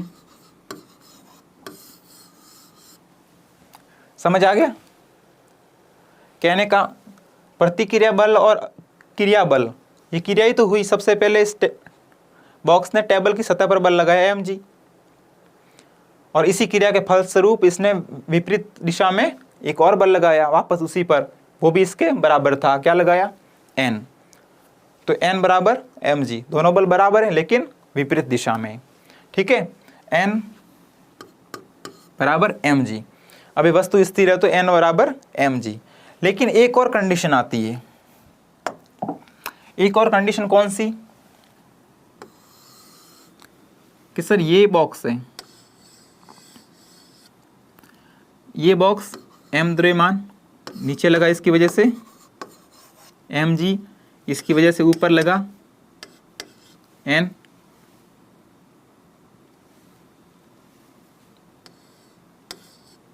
ऊपर लगा n, किसने लगाया? टेबल की सतह ने। ठीक है, अब ये वस्तु स्थिर है, स्थिर है तो n और m दोनों बराबर है क्योंकि ये चीज बैलेंस में पड़ी है, संतुलित है। लेकिन ऐसा हो कि वस्तु गति कर रही हो, वस्तु गति कर रही हो तब, जैसे ये इसकी और नीचे से लग रहा है mg, इसका द्रव्यमान m है, ऊपर लग रहा है n, लेकिन ये वस्तु नीचे गति कर रही हो, ये वस्तु नीचे गति कर रही हो, तब क्या होगा? जब ये वस्तु नीचे गति कर रही हो तो इन दोनों में से जो प्रभावी बल कौन सा होगा? कौन सा बल दूसरे बल को हरा पा रहा है? जैसे mg और n जब स्थिर थी तब दोनों बराबर थे, लेकिन अब ये नीचे गति कर रही है तो जो बल ज़्यादा होगा उस वजह से वो नीचे उस तरफ गति करेगी। नीचे गति कर रही, इसका मतलब mg ज़्यादा है, तो mg माइनस n। समझ आ गया? अगर ये कि वस्तु ऊपर गति कर रही है,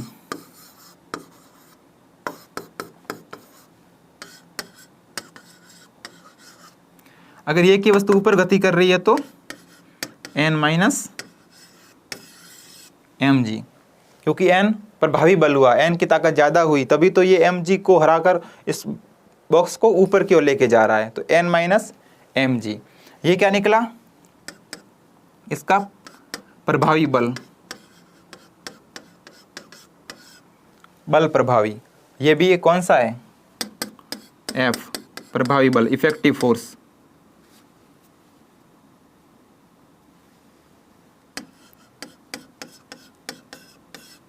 प्रभावी बल, ये समझ आ गया?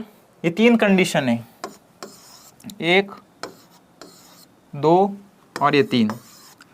जब वस्तु स्थिर है तो n बराबर mg, n बराबर mg, n बराबर mg। जब वस्तु स्थिर है, कहीं गति नहीं कर रही तो n बराबर mg।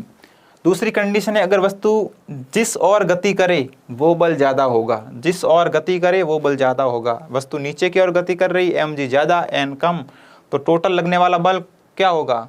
इसमें से ये घटा दो तो जो प्रभावी बल है वो कितना होगा? इसमें से ये घटा दिया तो पता लग जाएगा कि mg n से कितना ज़्यादा है, ताकि ये नीचे गति कर रहा है तो mg में से n घटा दिया। अगर ये ऊपर की ओर गति कर रहा है तो n ज़्यादा, तो n minus m g, right. अब आते हैं वापस। अब यहाँ भी देखिए f बराबर n माइनस एम जी जब ये ऊपर ही गति कर रहा है, और f प्रभावी एम जी माइनस एन जब ये नीचे की ओर गति कर रहा है। अब यहाँ पे देखिए वस्तु ऊपर की ओर गति कर रही हो, ऊपर की ओर गति कर रही हो तो n माइनस एम जी, अभी हमने पढ़ा n माइनस एम जी, ठीक है। और वस्तु जब नीचे की ओर गति कर रही हो तो इसमें से ये घटेगा m g minus n, m g minus n और एम जी माइनस एन, और ये जब ऊपर की ओर गति कर रही हो तो एन माइनस एम जी, ठीक है। ये समझ आ गया? अगर ये समझ आ गया है तो आगे की लाइफ जो लिफ्ट की गति है वो बहुत इजी हो जाएगी। अब ये देखिए वापस, एक सतह से संपर्कित होने वाली दूसरी सतह द्वारा ऊपरी सतह पर लगाया गया प्रतिक्रिया बल, ऊपर की सतह पर लगाया गया प्रतिक्रिया बल जब दोनों वस्तु संपर्क में होगी तो ऊपरी सतह, इस सतह ने जो इस सतह पर बल लगाया है उसके बराबर ही ये वाली सतह इस सतह पर वापस ऊपर की ओर बल लगाएगी। इसने नीचे की ओर बल लगाया तो इतना ही बल इसने ऊपर की ओर लगाया, ठीक है। अगर इसका मान ज़्यादा है, इसका मान ज़्यादा है और ये नीचे की ओर गति कर रही है, इसका मतलब है कि ये एम जी ज़्यादा हो रहा है और इस नीचे वाली सतह ने जो ऊपर पर बल लगाया वो कम लगा पा रहा है। और अगर नीचे की सतह ने ऊपर गति करवा रही है तो एम जी जो लग रहा है वो एन से कम है, ठीक है। और स्थिर वस्तु पर एन, एन बराबर एम जी, ठीक है। आगे बढ़े। अब देखिए लिफ्ट में गति, ये बहुत इंपॉर्टेंट है, इसमें क्वेश्चन अक्सर पूछे जाते हैं। क्वेश्चन सिर्फ इतना ही पूछता है कि कोई लिफ्ट ए त्वरण से ऊपर की ओर गति कर रही है या फिर नीचे की ओर गति कर रही है या फिर स्थिर है तो उसके वजन में क्या परिवर्तन आएगा, उसके वजन में क्या परिवर्तन आएगा। अब देखिए कंडीशन 1 में लिफ्ट स्थिर है, इसमें लिफ्ट ए त्वरण से ऊपर की ओर जा रही है और इस कंडीशन में लिफ्ट ए त्वरण से नीचे की ओर आ रही है। और एक ये भाई साहब अंदर खड़े हैं और जिस पर ये खड़े हैं ये वजन मापने वाला स्प्रिंग तुला है।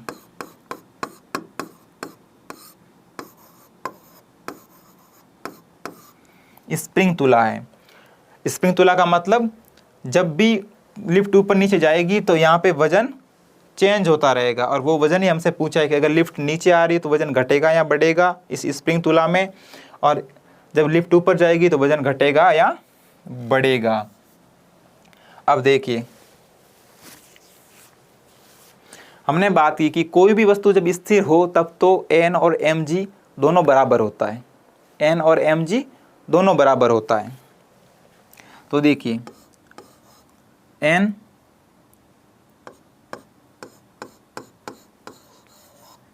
एम जी दोनों बराबर, और जो भार होता है वो क्या होता है,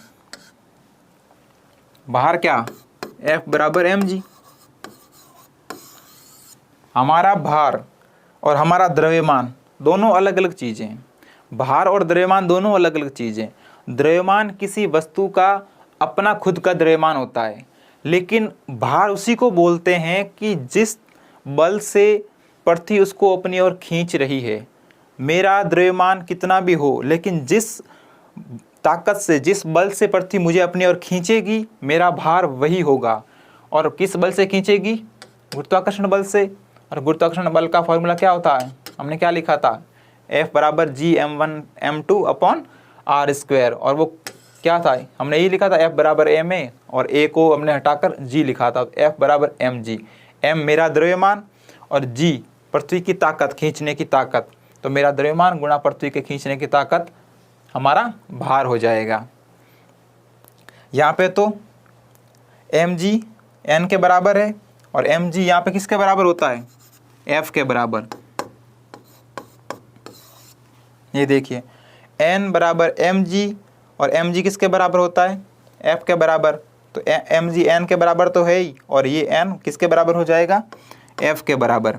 इसका मतलब है कि जब लिफ्ट स्थिर होगी तब वजन में कोई परिवर्तन नहीं आएगा, भार समान, जो ज़मीन पर होगा भार, जो उसका वास्तविक भार होगा उसके बराबर ही होगा जब लिफ्ट स्थिर होगी। अब दूसरी कंडीशन है जब लिफ्ट ऊपर की ओर गति करती है। जब लिफ्ट ऊपर की ओर गति करेगी तो मैंने क्या बोला था, लिफ्ट ऊपर की ओर गति करेगी, इस पर ये लगा रहा नीचे की ओर एम जी, और ये लिफ्ट की सतह इसको ऊपर की ओर एक बल लगा रही है एन, और ये त्वरण से ऊपर गति भी कर रहा है। अब लिफ्ट गति कर रही है, लिफ्ट एक वस्तु है, लिफ्ट एक गति कर रही है, तो क्या होगा, F बराबर एम ए क्यों लिखा, क्योंकि अब ये ए लिफ्ट का है, ये ए लिफ्ट का है, और ये F जो अभी गुरुत्वाकर्षण बल लगेगा, गुरुत्वाकर्षण बल कितना लगा, प्रभावी बल कितना हुआ, ऊपर की ओर जा रही है, तो ये n हो जाएगा और माइनस एम जी, हमने पढ़ा भी है, ऊपर की ओर जाएगी तो ऊपर वाले बल में से नीचे वाला बल घटा देंगे। F कितना, n माइनस एम जी, और ये जो त्वरण किसका है, लिफ्ट का। ठीक है, अब ये बात समझिए। अब एक सवाल है कि जब लिफ्ट स्थिर थी तब तो सब कुछ ठीक था, व्यक्ति स्थिर था, स्प्रिंग तुला में जो वजन, जो भार माप रहा था वो स्थिर था, तो भार समान है। अब बात यह है कि जिस अभी ए त्वरण से ऊपर की ओर जा रही है, ऊपर की ओर जा रही है, तो दोस्तों ये n ज़्यादा होगा, ये एम जी कम होगा, सही बात है, n ज़्यादा है एम जी कम है, लेकिन यहाँ पे ये m क्यों आया, बोलें कि सर ए त्वरण से लिफ्ट तो ऊपर की ओर गति कर रही है, लेकिन ये m तो लिफ्ट का द्रव्यमान नहीं है ना, ये m तो इस व्यक्ति का द्रव्यमान है, m तो इस व्यक्ति का द्रव्यमान है। देखो हमने यहाँ लिखा भी है एम जी, इस व्यक्ति पर प्रतिबल लगा रही है एम जी, तो ये तो जो द्रव्यमान है ये तो व्यक्ति का है। लेकिन देखिए अगर ए त्वरण से लिफ्ट ऊपर जा रही है तो ए त्वरण से व्यक्ति भी तो ऊपर जा रहा है, भाई लिफ्ट ऊपर जा रही है ए त्वरण से, तो लिफ्ट में व्यक्ति लिफ्ट में ही है ना, तो व्यक्ति भी तो ऊपर जा रहा है, तो व्यक्ति का भी तो अपना त्वरण होगा ना, तो ये त्वरण लिफ्ट का भी है और व्यक्ति का भी है, और ये द्रव्यमान व्यक्ति का भी है। तो हमें सिर्फ ज्ञात करना है कि व्यक्ति पर बल कितना लगेगा, व्यक्ति का वजन कितना होगा। तो ये एम भी व्यक्ति का है और ये ए भी व्यक्ति का है। ए क्यों लिखा, क्योंकि लिफ्ट के त्वरण के बराबर ही तो ऊपर जा रहा है। ठीक है, अब देखिए एन माइनस एम जी और ये एम ए, इसको मैंने इस तरह भेज दिया, इसको मैंने इस तरह भेज दिया, N M A plus M G, M A यहाँ पे माइनस का था, प्लस बराबर के उस तरफ किसका हो जाएगा, माइनस का, एन बराबर एम एम कॉमन है, मैंने बाहर ले लिया, पीछे क्या बचा कोष्टक में, जी प्लस ए,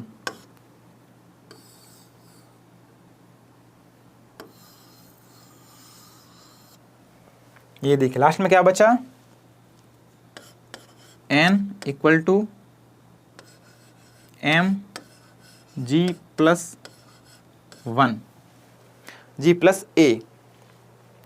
यहाँ पर ये जो n था ये भार के बराबर था, n यानी वस्तु का भार किसके बराबर, एम जी के बराबर, लेकिन यहाँ n वस्तु का भार किसके बराबर, एम जी के साथ और क्या ऐड हुआ, ए।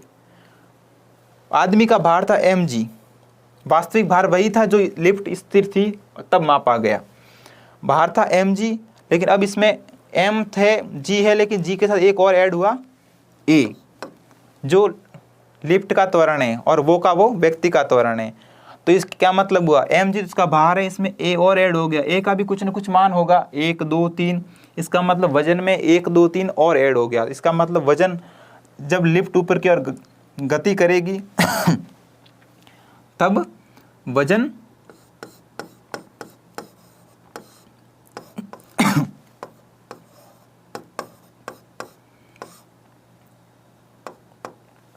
बढ़ेगा। ठीक है, जब लिफ्ट ऊपर की ओर गति करेगी तब वजन बढ़ेगा। इसमें इसका जस्ट उल्टा है, जब लिफ्ट नीचे की ओर गति करेगी तब जस्ट उल्टा।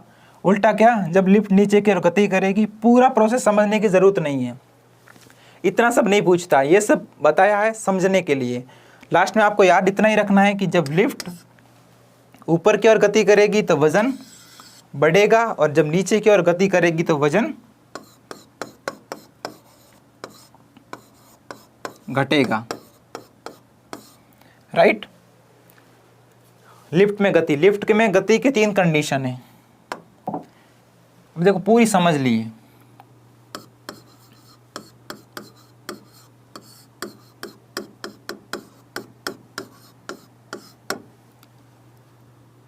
पहली कंडीशन है लिफ्ट स्थिर।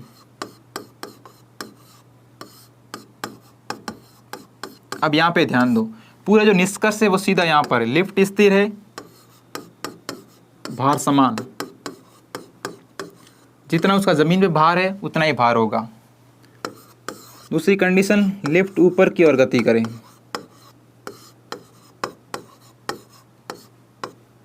लिफ्ट ऊपर की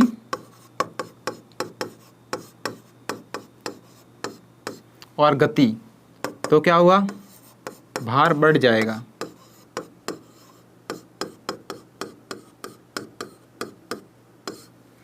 भार बढ़ जाएगा। और तीसरा, लिफ्ट नीचे की ओर गति,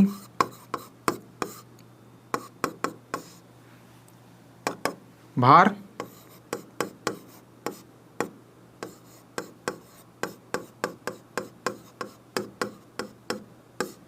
घट जाएगा। लिफ्ट स्थिर, भार समान। लिफ्ट ऊपर की ओर गति करेगी, भार बढ़ जाएगा। लिफ्ट नीचे की ओर गति करेगी, भार घट जाएगा। और चौथी एक और कंडीशन है, ये भी कभी कभी पूछता है कि यदि लिफ्ट का तार टूट जाए,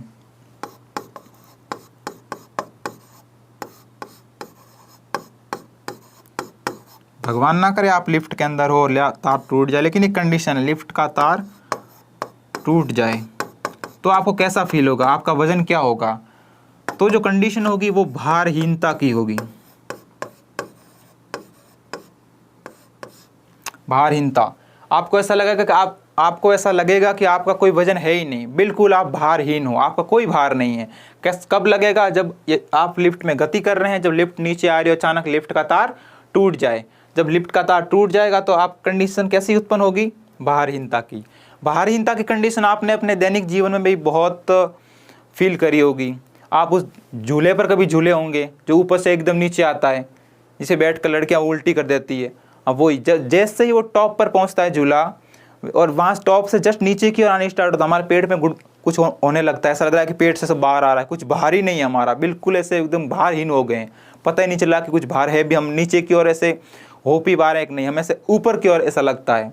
तो वो कंडीशन भारहीनता की होगी। अगर आप झूले में नहीं बैठे, चलो छोड़ो, और भी बहुत सारी, आप दीवार से कभी कूदे होंगे, ऊपर की इतनी दीवार है, इससे भी लंबी दीवार है, आप वहाँ से नीचे जंप मारे होंगे। तो जितनी देर आप हवा में रहे, जंप जैसे ही आपने मारा, जितनी देर आप हवा में रहे, ज़मीन पर पहुँचने से पहले और कूदने के बाद, इनके बीच जितनी देर आप हवा में रहे, आपको अपना भार बिल्कुल महसूस नहीं हुआ होगा। वो कंडीशन भारहीनता की है। समझ गए? बिल्कुल भारहीनता की कंडीशन। उस टाइम आप पूरा धरती माँ के हवाले होते हैं, आपका कोई भार नहीं होता, बिल्कुल कुछ नहीं। और वैसा ही वैसा लिफ्ट का तार यदि टूट जाए तो बिल्कुल भारहीनता की कंडीशन होगी। ठीक है, 4 कंडीशन याद रखेंगे आप। लिफ्ट स्थिर है, लिफ्ट गति नहीं कर रही है, भार समान। ऊपर की ओर लिफ्ट जा रही है, भार बढ़ेगा। नीचे की ओर जा रही है, भार घटेगा। ठीक है, और लिफ्ट का तार यदि ऊपर से तोड़ दिया जाए तो भारहीनता की कंडीशन होगी, हमें अपना भार बिल्कुल भी महसूस नहीं होगा। राइट, नेक्स्ट आगे बढ़े। अब क्वेश्चन है, अब क्वेश्चन सॉल्व करते हैं। हमने पढ़ लिया गुरुत्वाकर्षण का नियम पढ़ लिया कि ब्रह्मांड की प्रत्येक वस्तु दूसरी वस्तु पर एक आकर्षण बल लगाती है, जिससे गुरुत्वाकर्षण बल कहते हैं। ये एक असंपर्क बल है, मतलब इस बल के लगने के लिए संपर्क में होना आवश्यक नहीं है। कोई भी वस्तु कहीं पर भी पड़ी हो वो एक दूसरे को आकर्षित कर सकती है। कोई भी वस्तु कर सकती है, स्टूल कर सकता है, टेबल, कुर्सी, कैमरा, फ़ोन, पेन, कॉपी, हमारे बाल भी एक दूसरे को आकर्षित कर रहे हैं। हमारे बाल का भी कुछ न कुछ द्रव्यमान है, बहुत छोटा सा लेकिन कुछ न कुछ है, तो हमारे बाल भी हर एक चीज़ को आकर्षित कर रहे हैं, गुरुत्वाकर्षण बल लगा रहे हैं। ठीक है, पृथ्वी हमें आकर्षित कर रही है, सब चांद भी मुझे आकर्षित कर रहा है, लेकिन चांद मेरे से इतनी दूरी पर है कि मुझे अपनी ओर खींच नहीं पा रहा, और चांद से भी बड़ा गुरुत्वाकर्षण बल पृथ्वी मुझ पर लगा रही है। इसलिए पृथ्वी ने मेरे को, हम सबको बांध रखा है, अपने ओर खींच रखा है। ठीक है, हर वस्तु गुरुत्वाकर्षण लगाती है। बृहस्पति भी मुझ पर गुरुत्वाकर्षण लगा रहा है। जो सूर्य है, जो इतना बड़ा पिंड है, वो भी हम सब पर आकर्षण बल लगा रहा है, गुरुत्वाकर्षण बल लगा रहा है, लेकिन बहुत दूरी पर है, इसलिए बहुत कमज़ोर है। और पृथ्वी के हम बहुत पास हैं, जस्ट पृथ्वी के ऊपर रहते हैं, इसलिए पृथ्वी ने हम पर बहुत ज़्यादा आकर्षण बल लगा रखा है, गुरुत्वाकर्षण बल लगा रखा है। इसलिए हम पृथ्वी को छोड़कर कहीं नहीं जाना चाहते। हमने तो अपनी धरती को माँ मान लिया है, अब कैसे जाएंगे। ठीक है, और कोई हमें अलग भी नहीं कर सकता, क्योंकि सब ग्रह जो पृथ्वी से बड़े बड़े हैं वो बहुत दूरी पर हैं, बहुत दूर स्थित हैं। इसलिए किसी में इतनी ताकत नहीं है, किसी में इतने ताकत का गुरुत्वाकर्षण बल लगाने की नहीं है कि हमें अपनी ओर खींच पाए। ठीक है, उसकी फिक्र छोड़ दो और किस क्वेश्चन पे आते हैं। गुरुत्वीय त्वरण जी किस पर निर्भर नहीं करता है? गुरुत्वीय त्वरण जी किस पर निर्भर नहीं करता है? इस सवाल का आंसर जानने के लिए हमें सबसे पहले जी का फॉर्मूला लिखना पड़ेगा। जो हमने निकाला था जी का फॉर्मूला, वो हमें यहाँ राइट डाउन करना पड़ेगा। क्या था? स्मॉल जी, कैपिटल जी, कैपिटल एम, क्या? पृथ्वी का द्रव्यमान और पृथ्वी की त्रिज्या r², यही था। अब देखिए जी किस पर निर्भर करता है, ये सारे आपके सामने, और किस पर नहीं करता है उस पर टिक लगा दो। पृथ्वी के द्रव्यमान m, तो ये पृथ्वी का द्रव्यमान है, तो पृथ्वी के द्रव्यमान पर तो करता है। गुरुत्वीय स्थिरांक g भी है, तो g पर भी करता है। फिर लिखा है पृथ्वी की त्रिज्या r, तो ये त्रिज्या पृथ्वी की तो है, इस पर भी करता है। अब b है गिरने वाली वस्तु के द्रव्यमान स्मॉल m। मैंने कहा था कि यदि कोई वस्तु हवा में है, यदि कोई वस्तु गिर रही है या किसी वस्तु पर गुरुत्वाकर्षण बल लग रहा है, पृथ्वी उसको अपनी ओर खींच रही है, तो सिर्फ पृथ्वी पर ही डिपेंड करेगा कि वो किस ताकत से लगा है। किसी में हिम्मत नहीं है कि वो अपनी ओर से कुछ न कुछ कर सके। जो भी करना है, जो भी काम संभालना है, पृथ्वी अपने आप संभालेगी। ठीक है, हाँ, तो गिरने वाली वस्तु के द्रव्यमान पर कुछ नहीं निर्भर करता, इस पर निर्भर नहीं करता है। तो क्वेश्चन में यही पूछा है, निर्भर नहीं करता है। गिरने वाली वस्तु के द्रव्यमान m पर निर्भर नहीं करता है। किस पर करता है? गुरुत्वीय स्थिरांक कैपिटल जी, पृथ्वी के द्रव्यमान कैपिटल M और पृथ्वी की त्रिज्या कैपिटल R। अब देखो ये फॉर्मूला हमारे काम आया ना, इसलिए ये फॉर्मूला इंपॉर्टेंट है। दो फॉर्मूले इंपॉर्टेंट है और एक जी का मान इंपॉर्टेंट है। दो कौन से? एक गुरुत्वाकर्षण बल का फॉर्मूला F बराबर Gm1m2 अपॉन r², और एक ये formula small g equal to capital G capital M upon capital R²। ठीक है, ये क्वेश्चन हो गया। अब और आगे बढ़े। ये लिखा है एक ग्रह मान लें जिसका द्रव्यमान और त्रिज्या पृथ्वी के द्रव्यमान और त्रिज्या का 1/3 है। यदि पृथ्वी पर गुरुत्वाकर्षण के कारण त्वरण का मान g है, तो ग्रह पर इसका मान कितना होगा? दोनों की तुलना की है।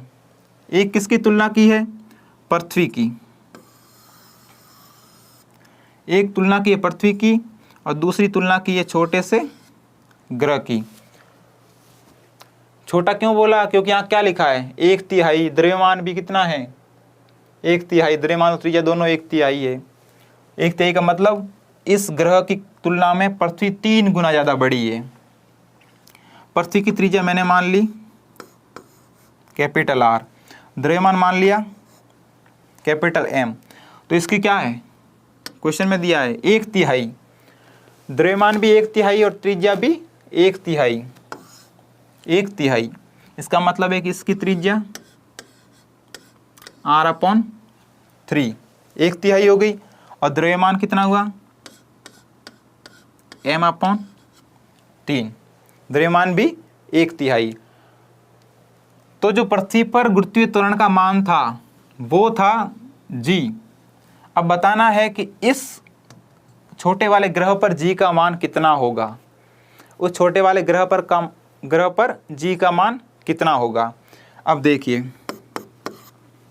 पृथ्वी पर था g = कैपिटल G m और r²। ये था पृथ्वी पर,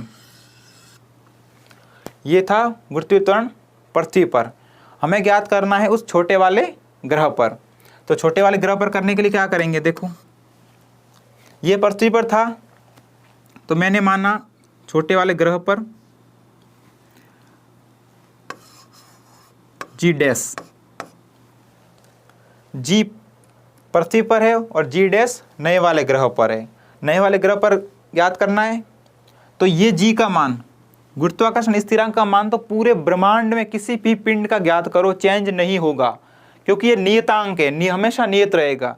G का मान 6.67 × 10⁻11 है। तो किसी भी ग्रह के लिए, चाहे आप वरुण ग्रह के लिए, बृहस्पति ग्रह के लिए, शनि ग्रह के लिए, किसी के लिए भी ज्ञात करो, चंद्रमा के लिए, सूर्य के लिए, ये G का मान हमेशा सेम रहेगा, ये चेंज नहीं होने वाला।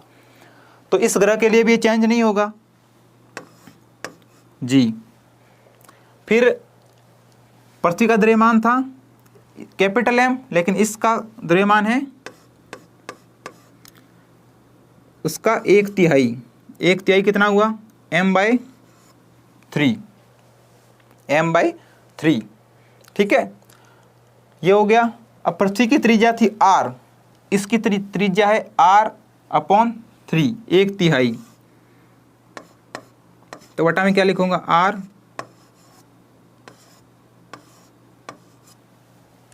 ये हो जाएगा। G चेंज होगा नहीं, m कितना है, m/3, r कितना नए ग्रह का, r/3। अब इसको सॉल्व करो। G' नए ग्रह का गुरुत्वीय त्वरण कैपिटल G कैपिटल m/3, और ये कितना हुआ, r का वर्ग r², 3 का वर्ग 9, तो ये यहाँ भी बटा में 3 का वर्ग 9, तो ये 9 ऊपर चला जाएगा, कहाँ जाएगा, यहाँ पर। Gm गुणा 9/3 × r², 3 से 9 गया 3 बार, तो देखो G कितना आया, नया G कितना आया, G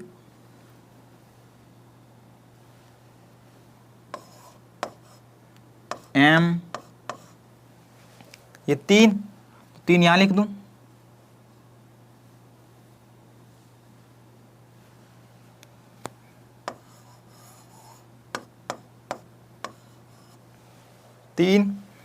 Gm/r²,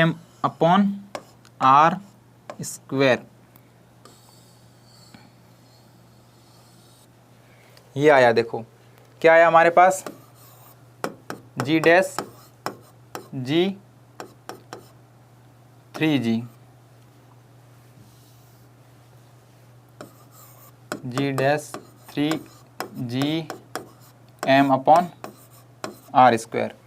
अब देखो नया G आया 3Gm/r², और जो पृथ्वी का ग्रह था, जो पृथ्वी ग्रह का गुरुत्वीय त्वरण था वो था कितना था, G कैपिटल M/r², यही था पृथ्वी का, यही था G गुरुत्वीय त्वरण। तो इसकी जगह क्या लिख दो, 3 लिख दिया G। इसका मतलब है कि जितना गुरुत्वीय त्वरण पृथ्वी पर था छोटे वाले ग्रह पर उसका 3 गुना हो गया, 3 गुना। ये देखिए 3 गुना। ये समझ आया।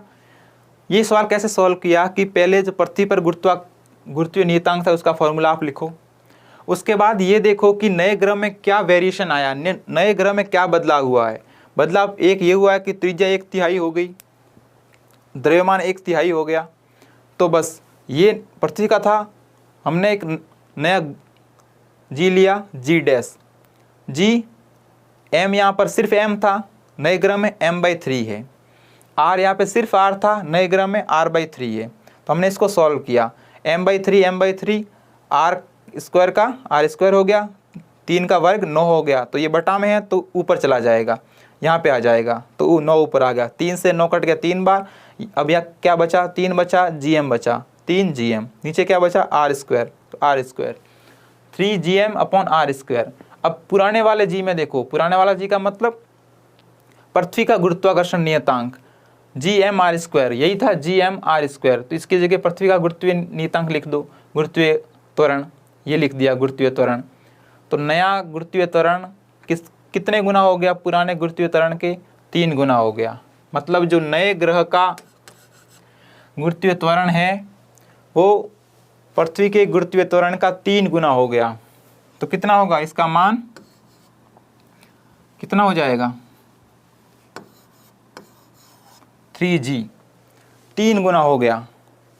अब ऑप्शन में ए ऑप्शन तो गलत है, 1/9 हो जाएगा, नहीं। पृथ्वी के गुरुत्वीय त्वरण का 9 गुना, नहीं। पृथ्वी के गुरुत्वीय त्वरण का 1/3, नहीं। कितना हो जाएगा, 3 गुना। कितना हो जाएगा, 3 गुना। ये समझ आया, बिल्कुल आसान तरीके से। पहले पृथ्वी का गुरुत्वीय त्वरण लिखा, फिर उसी में हमने चेंज करके क्या क्या चेंज आया वो मान रखा, उसके बाद वापस हमारा आंसर आया। और जो ये आंसर आया ये क्या था, पृथ्वी का गुरुत्वीय त्वरण हमने लिख दिया, और वापस जो नए ग्रह का गुरुत्वीय त्वरण है वो हमारे पास आ गया। ठीक है, नेक्स्ट क्वेश्चन है, एक वस्तु का भार पृथ्वी पर 6000 न्यूटन है। एक वस्तु का भार पृथ्वी पर कितना है, 6000 न्यूटन। चांद की सतह पर उसका भार कितना होगा। पृथ्वी पर है 6000 न्यूटन, चांद की सतह पर उसका भार कितना होगा। पृथ्वी पर कितना है, 6000 न्यूटन, और अब यहाँ पर वो वजन कितना होगा। तो एक बात आपको बता दूं कि पृथ्वी का जो द्रव्यमान है, पृथ्वी का द्रव्यमान वो चंद्रमा के द्रव्यमान का 6 गुना ज़्यादा है, 6 गुना ज़्यादा है। जितना चंद्रमा का द्रव्यमान है, पृथ्वी का द्रव्यमान उससे 6 गुना ज़्यादा है। समझ गए, 6 गुना ज़्यादा मतलब मैंने कहा था कि आपको जितना ज़्यादा वस्तु का द्रव्यमान होगा वो वस्तु उतना ही ज़्यादा गुरुत्वाकर्षण बल लगाएगी, और जितनी ज़्यादा गुरुत्वाकर्षण बल लगाएगी उसका जो भार होगा, जो वजन होगा वो उतना ही ज़्यादा होगा। इसका मतलब है कि पृथ्वी का द्रव्यमान बहुत ज़्यादा है चंद्रमा की कंपेयर में, तो किसी वस्तु का भार पृथ्वी पर भी बहुत ज़्यादा होगा। चंद्रमा का द्रव्यमान कम है तो उसी वस्तु का भार चंद्रमा पर कम होगा। और मैंने आपको बताया कितने गुना कम है, 6 गुना कम है। चंद्रमा का द्रव्यमान पृथ्वी के द्रव्यमान से 6 गुना कम है, तो गुरुत्वाकर्षण बल भी 6 गुना कम लगाएगा चंद्रमा। जितना द्रव्यमान होगा उतना ही लगाएगा। द्रव्यमान जब पृथ्वी की तुलना में 6 गुना कम है तो चंद्रमा जो गुरुत्वाकर्षण बल लगाएगा वो भी 6 गुना कम लगाएगा, और जब गुरुत्वाकर्षण बल 6 गुना कम लगाएगा तो भार भी कितना होगा, 6 गुना कम। तो भार 6 गुना कम होगा, इसका मतलब 6000 है, 6 गुना कम का मतलब 1/6, राइट। और 6 से 6000 गए 1000,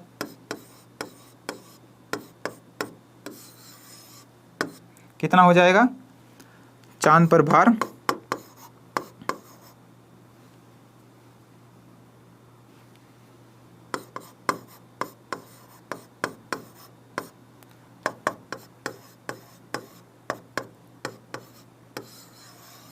हजार न्यूटन।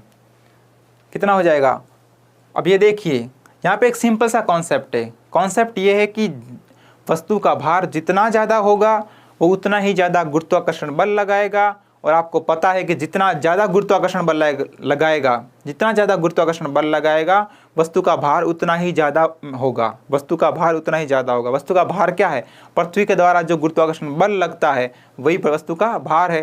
तो जितना ज़्यादा गुरुत्वाकर्षण बल लगेगा उतना ज़्यादा वस्तु का भार होगा। और कितना ज़्यादा वस्तु पर गुरुत्वाकर्षण बल लगेगा ये डिपेंड करता है कि उस वस्तु का द्रव्यमान कितना है। जितना ज़्यादा द्रव्यमान उतना ज़्यादा गुरुत्वाकर्षण बल, और जितना ज़्यादा गुरुत्वाकर्षण बल उतना ज़्यादा वस्तु का भार।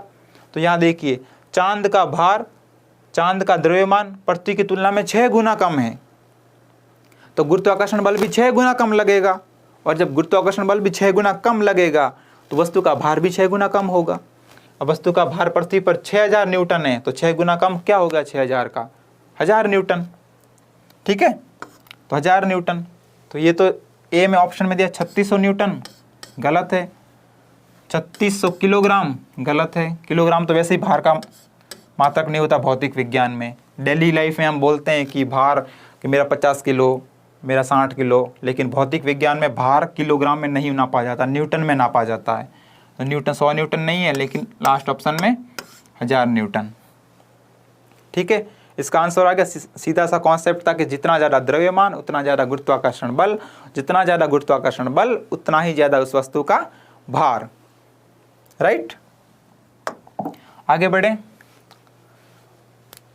6 क्वेश्चन है कि किसी पिंड का भार न्यूनतम कहाँ होता है? किसी पिंड का भार न्यूनतम कहाँ होता है? अब ये जानने के लिए एक सीधे सा कॉन्सेप्ट है, आप उस पर ध्यान दीजिए। हमने स्टार्ट में 2 चीज़ें लिखी थी। हमने एक चीज़ ये लिखी थी जब हम गुरुत्वाकर्षण का वो सिद्धांत पढ़ रहे थे नया नया, कि द्रव्यमानों के गुणनफल के समानुपाती और दूरी के वर्ग के व्युत्क्रमानुपाती, जब हम ये पढ़ रहे थे तब हमने 2 चीज़ें लिखी थी, m1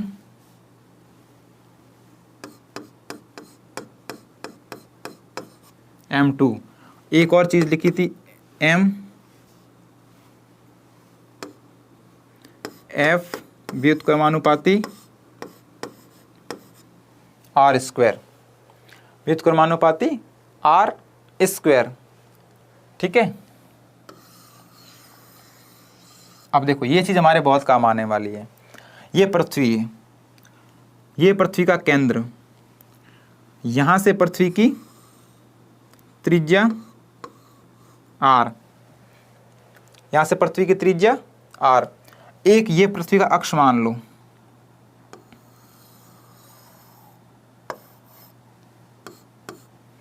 ये पृथ्वी का एक अक्ष है, यहाँ से ये r। अब यहाँ से ये मानो, यहाँ से ये, यहाँ से ये, यहाँ से ये, यहाँ बिल्कुल केंद्र पर। और आपको पता ही है कि जो बिल्कुल केंद्र वाली ये रेखा है, जी के बारे में पढ़ा होगा, इसको बोलते हैं भूमध्य रेखा। भू यानी धरती, मध्य यानी बिल्कुल मध्य में, धरती के एकदम मध्य में जो लाइन है वो भूमध्य रेखा, यहाँ बोल सकते हैं विषुवत रेखा। ठीक है, यहाँ पे जो एरिया है, यहाँ पे और यहाँ पे, ये कहलाता है उष्णकटिबंधीय। एक बार इसको छोड़ो, हम अभी इसके बारे में डिस्कस नहीं करते हैं, पहले ये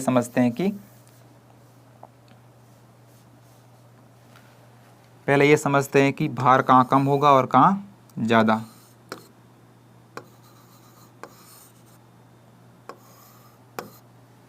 ठीक है, अब देखिए इस अक्ष से बिल्कुल सेंटर में पृथ्वी की त्रिज्या सबसे ज़्यादा है, यहाँ पे ये सबसे ज़्यादा है। यहाँ पे देखिए, यहाँ पे कम हो गई, यहाँ पे कम हो गई, यहाँ पे कम हो गई, यहाँ पे ध्रुवों पर एकदम कम हो गई। तो देखिए मैंने क्या कहा था कि जो चीज़ नीचे है, जो चीज़ व्युत्क्रमानुपाती है, अगर उस चीज़ को बढ़ाएंगे तो बल कम हो जाएगा और इस चीज़ को घटाएंगे तो बल ज़्यादा हो जाएगा। और भार क्या है? गुरुत्वाकर्षण बल। जितना ज़्यादा गुरुत्वाकर्षण बल लगेगा उतना ही ज़्यादा वस्तु का भार होगा। तो देखिए हमारे पास ये है,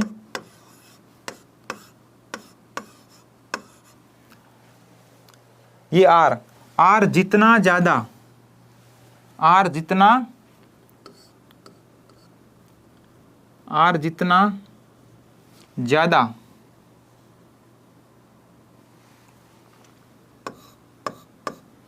आर जितना ज़्यादा वस्तु पर गुरुत्वाकर्षण बल उतना ही कम लगेगा।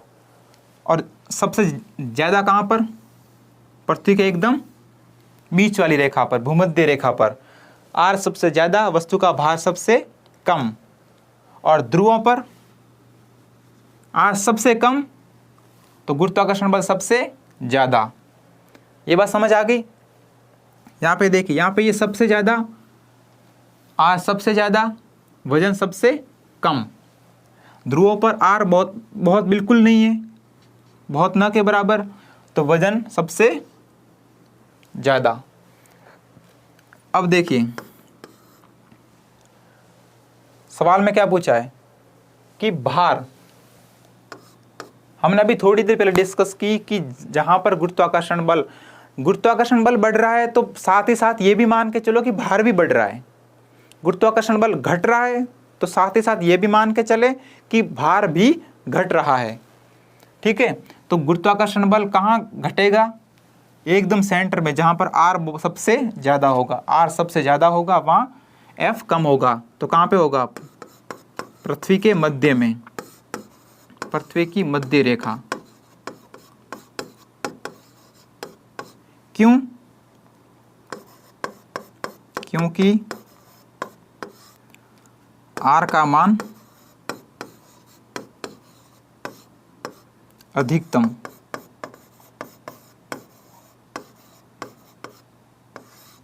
आर का मान अधिकतम, पृथ्वी की मध्य रेखा, क्योंकि आर का मान अधिकतम, पृथ्वी की मध्य रेखा पर भार सबसे कम। तो लिखा किसी पिंड का भार न्यूनतम कहाँ होता है? तो भूमध्य रेखा पर। क्यों होगा? क्योंकि यहाँ पे जो आर का मान है ये सबसे ज़्यादा होता है, और आर का मान अगर सबसे ज़्यादा होगा तो बल सबसे कम हो जाएगा, और जितना कम बल होगा वस्तु का भार भी उतना ही कम महसूस होगा। ठीक है, ध्रुवों पर सबसे ज़्यादा, भार सबसे ज़्यादा। अगर ज़्यादा का सवाल भी आ जाए तो भी आप समझ सकते हैं कि ध्रुवों पर आर का मान, यहाँ पे जो आर है, यहाँ पे आर ये बहुत लंबी है, यहाँ पे आर बिल्कुल नहीं है, तो आर बिल्कुल कम होगी तो गुरुत्वाकर्षण बल सबसे ज़्यादा होगा, और गुरुत्वाकर्षण बल सबसे ज़्यादा होगा तो वस्तु का भार सबसे ज़्यादा। ठीक है, गुरुत्वाकर्षण बल के साथ साथ ही कॉन्सेप्ट चलता है भार का। गुरुत्वाकर्षण बल जितना ज़्यादा उतना ही ज़्यादा वस्तु का भार। ठीक है, ये क्वेश्चन समझ आ गया। अब हमने एक बात की थी भूमध्य रेखा। ये देखिए, ये हमारी पृथ्वी है, इसकी जो एकदम मिड लाइन है इसको बोलते हैं भूमध्य रेखा।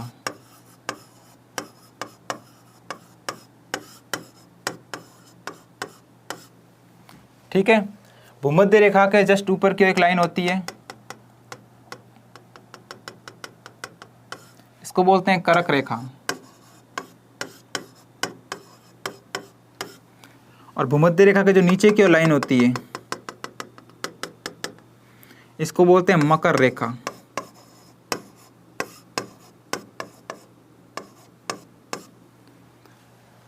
भूमध्य रेखा एकदम सेंटर की लाइन, भूमध्य रेखा, भू यानी धरती, मध्य यानी सबसे बीच वाली, तो नाम से स्पष्ट है। भूमध्य के ऊपर वाली कर्क रेखा, भूमध्य के नीचे वाली मकर रेखा। भूमध्य रेखा और कर्क रेखा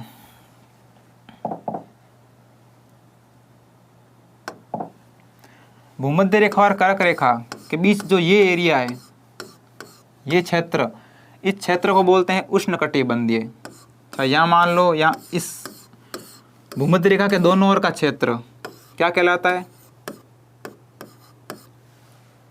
उष्णकटिबंधीय। मैंने यहाँ पे हरा कलर क्यों यूज किया है?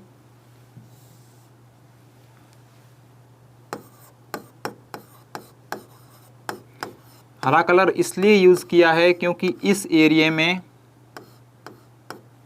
उष्णकटिबंधीय, इस एरिया में सबसे ज़्यादा वनस्पति होती है। ये वाला ट्रॉपिकल एरिया है, ट्रॉपिकल रेन फॉरेस्ट। यहाँ पे बरसात भी सबसे ज़्यादा होती है, और बरसात सबसे ज़्यादा होती है तो यहाँ पे जो जंगल हैं, जो वन हैं, जो पेड़ पौधे हैं, वो भी सबसे ज़्यादा होंगे, इसलिए मैंने इसको हरे कलर से यूज़ किया है। राइट, ये वाला एरिया उष्णकटिबंधीय क्षेत्र, और इसके नीचे वाला ये एरिया है, इसको मैं आसमानी से कर लूं, ये वाला एरिया, ये क्या है, ध्रुव,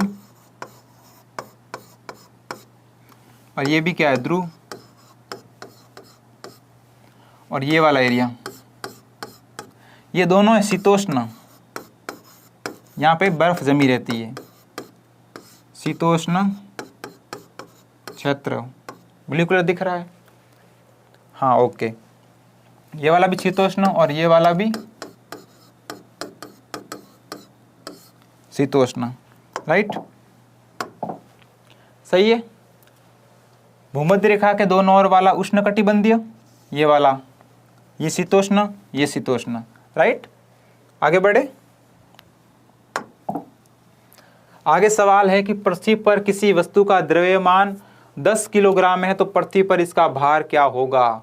यहाँ पे एक नया कॉन्सेप्ट अपन सीखने जा रहे हैं। नया कॉन्सेप्ट बिल्कुल छोटा है, बहुत छोटा सा। हम कभी से कह रहे हैं कि गुरुत्वीय त्वरण, गुरुत्वीय त्वरण, गुरुत्वीय त्वरण, पर किसी वस्तु पर पृथ्वी के द्वारा लगाया गया गुरुत्वीय त्वरण पृथ्वी पर हमेशा समान रहता है। और ये इस जी का मान कितना है, एग्जैक्टली होता है 9.8। कितना होता है, 9.8। और ये गुरुत्वीय त्वरण एक प्रकार का त्वरण है, तो इसका मात्रक क्या होगा, मीटर पर सेकंड स्क्वायर। पृथ्वी पर जी का मान 9.8 मीटर पर सेकंड स्क्वायर। लेकिन इसको क्वेश्चन आसानी से सॉल्व हो जाए इसलिए इसको 10 मीटर प्रति सेकंड भी लिखा जाता है। ठीक है, क्वेश्चन आसानी से सॉल्व हो जाए इसलिए इसको 9.8 की जगह 10 लिखा जाता है। एग्जैक्ट कितना होता है, 9.8, और प्रश्नों में क्या यूज़ किया जाता है, 9.8 की जगह 10 मीटर पर सेकंड। ये पृथ्वी पर समान रहता है। पृथ्वी पर किसी वस्तु पर कोई भी ताकत लगेगी पृथ्वी के द्वारा, वो 10 मीटर पर सेकंड के स्वर से लगेगी, 10 मीटर पर सेकंड के स्वर से लगेगी। यहाँ पे देखिए सिंपल सा क्या मतलब है, ये कौन सी पावर है, सिंपल सा मतलब है कि 10 मीटर पर सेकंड स्क्वायर। इसका मतलब है कि कोई भी वस्तु अगर हवा में गिर रही है, इस पेन को मैं यहाँ से छोड़ दूँ, ठीक है, इस पेन को अगर यहाँ से छोड़ दूँ तो ये नीचे की ओर गति करेगी।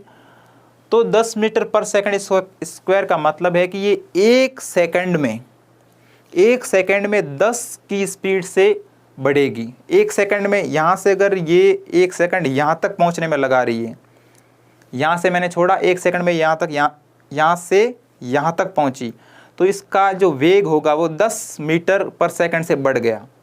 एक सेकंड में इसकी स्पीड 10 से बढ़ती है, एक सेकंड में ये 10 की स्पीड से बढ़ जाएगा। जैसे कोई एरोप्लेन है, जैसे जेट से कूदते हैं ना, जैसे ये कोई विमान है, यहाँ से किसी महिला कूद गई कोई, ठीक है, और ये पृथ्वी से 80, ऐसा मानो कि ये ऊपर से कूद गई, तो 8 सेकंड के बाद इसका वेग क्या होगा। यहाँ से ये कूदी तो 8 सेकंड के बाद इसका वेग क्या होगा। अपने को पता है कि पृथ्वी इस पर कितनी ताकत लगा रही है, 10 मीटर पर सेकंड स्क्वायर। तो वेग का मतलब जब ये कूदी तब इसका वेग 0 था, जैसे ही कूदी उसके 8 सेकंड बाद, इसका मतलब प्रति सेकंड इसकी स्पीड 10 से बढ़ी है, प्रति सेकंड इसकी स्पीड 10 से बढ़ी है। तो 8 सेकंड के बाद कितना हो जाएगा, 80 ना हो जाएगा, 80 हो जाएगा। 8 सेकंड के बाद इसका वेग क्या होगा, 80 मीटर पर सेकंड। एक सेकंड में 10 की स्पीड से बढ़ रही है, ये 10 मीटर पर सेकंड का मतलब यही है। ठीक है, तो ये तो मैंने समझाने के लिए बोला था। अब देखिए सवाल है, यदि किसी वस्तु का द्रव्यमान 10 किलोग्राम है, पृथ्वी पर इसका भार ज्ञात करने के लिए क्या करते हैं, गुरुत्वाकर्षण बल को याद करते हैं। क्या हो, F बराबर mg, द्रव्यमान कितना है 10, g कितना यूज करते हैं अपन 10, ठीक है। अब देखिए 10 यूज कर सकते थे, लेकिन हमारे ऑप्शन में 980, 98, 100 और 9.8 लिखा है। इसका मतलब हमें 10 की जगह वापस 9.8 ही लिखना पड़ेगा, जो उसका जी का एग्जैक्ट मान है। 10 इंटू 9.8 कितना हो गया? 98। यह है गुरुत्वाकर्षण बल। कितना लगाया? 98 न्यूटन, और जितना गुरुत्वाकर्षण बल होता है उतना ही भार होता है।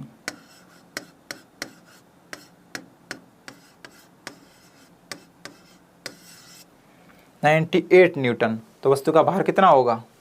980 नहीं होगा, 98 ये होगा, सी नहीं होगा, डी भी नहीं होगा।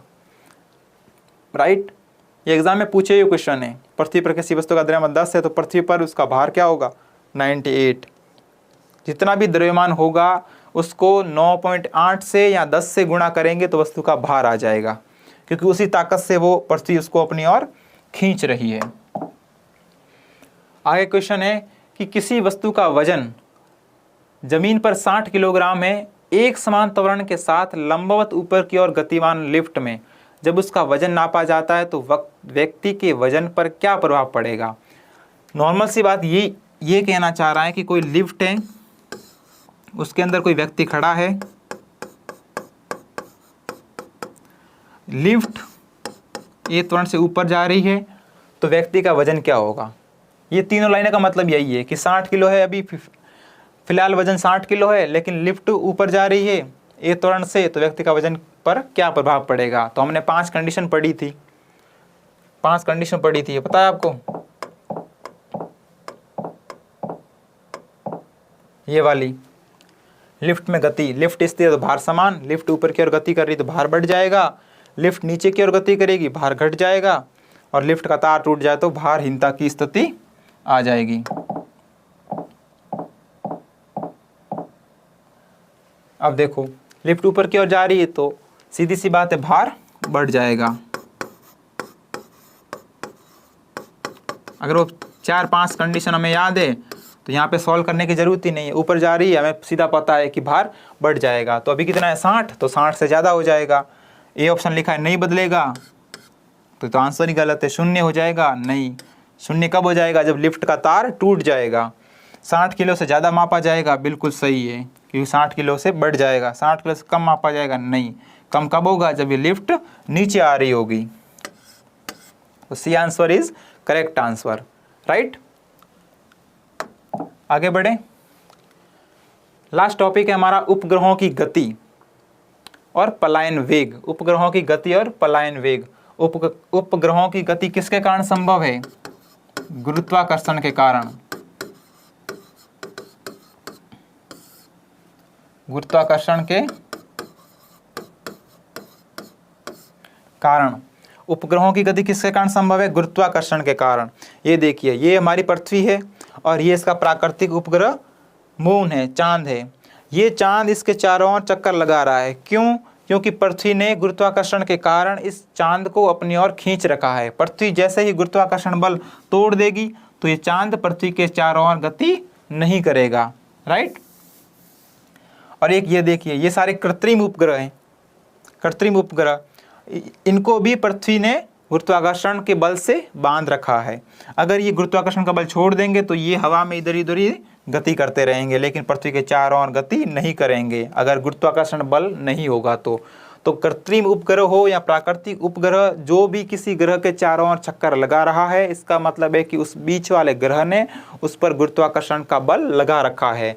तो उपग्रहों की गति किसके कारण संभव है? गुरुत्वाकर्षण बल के कारण संभव है।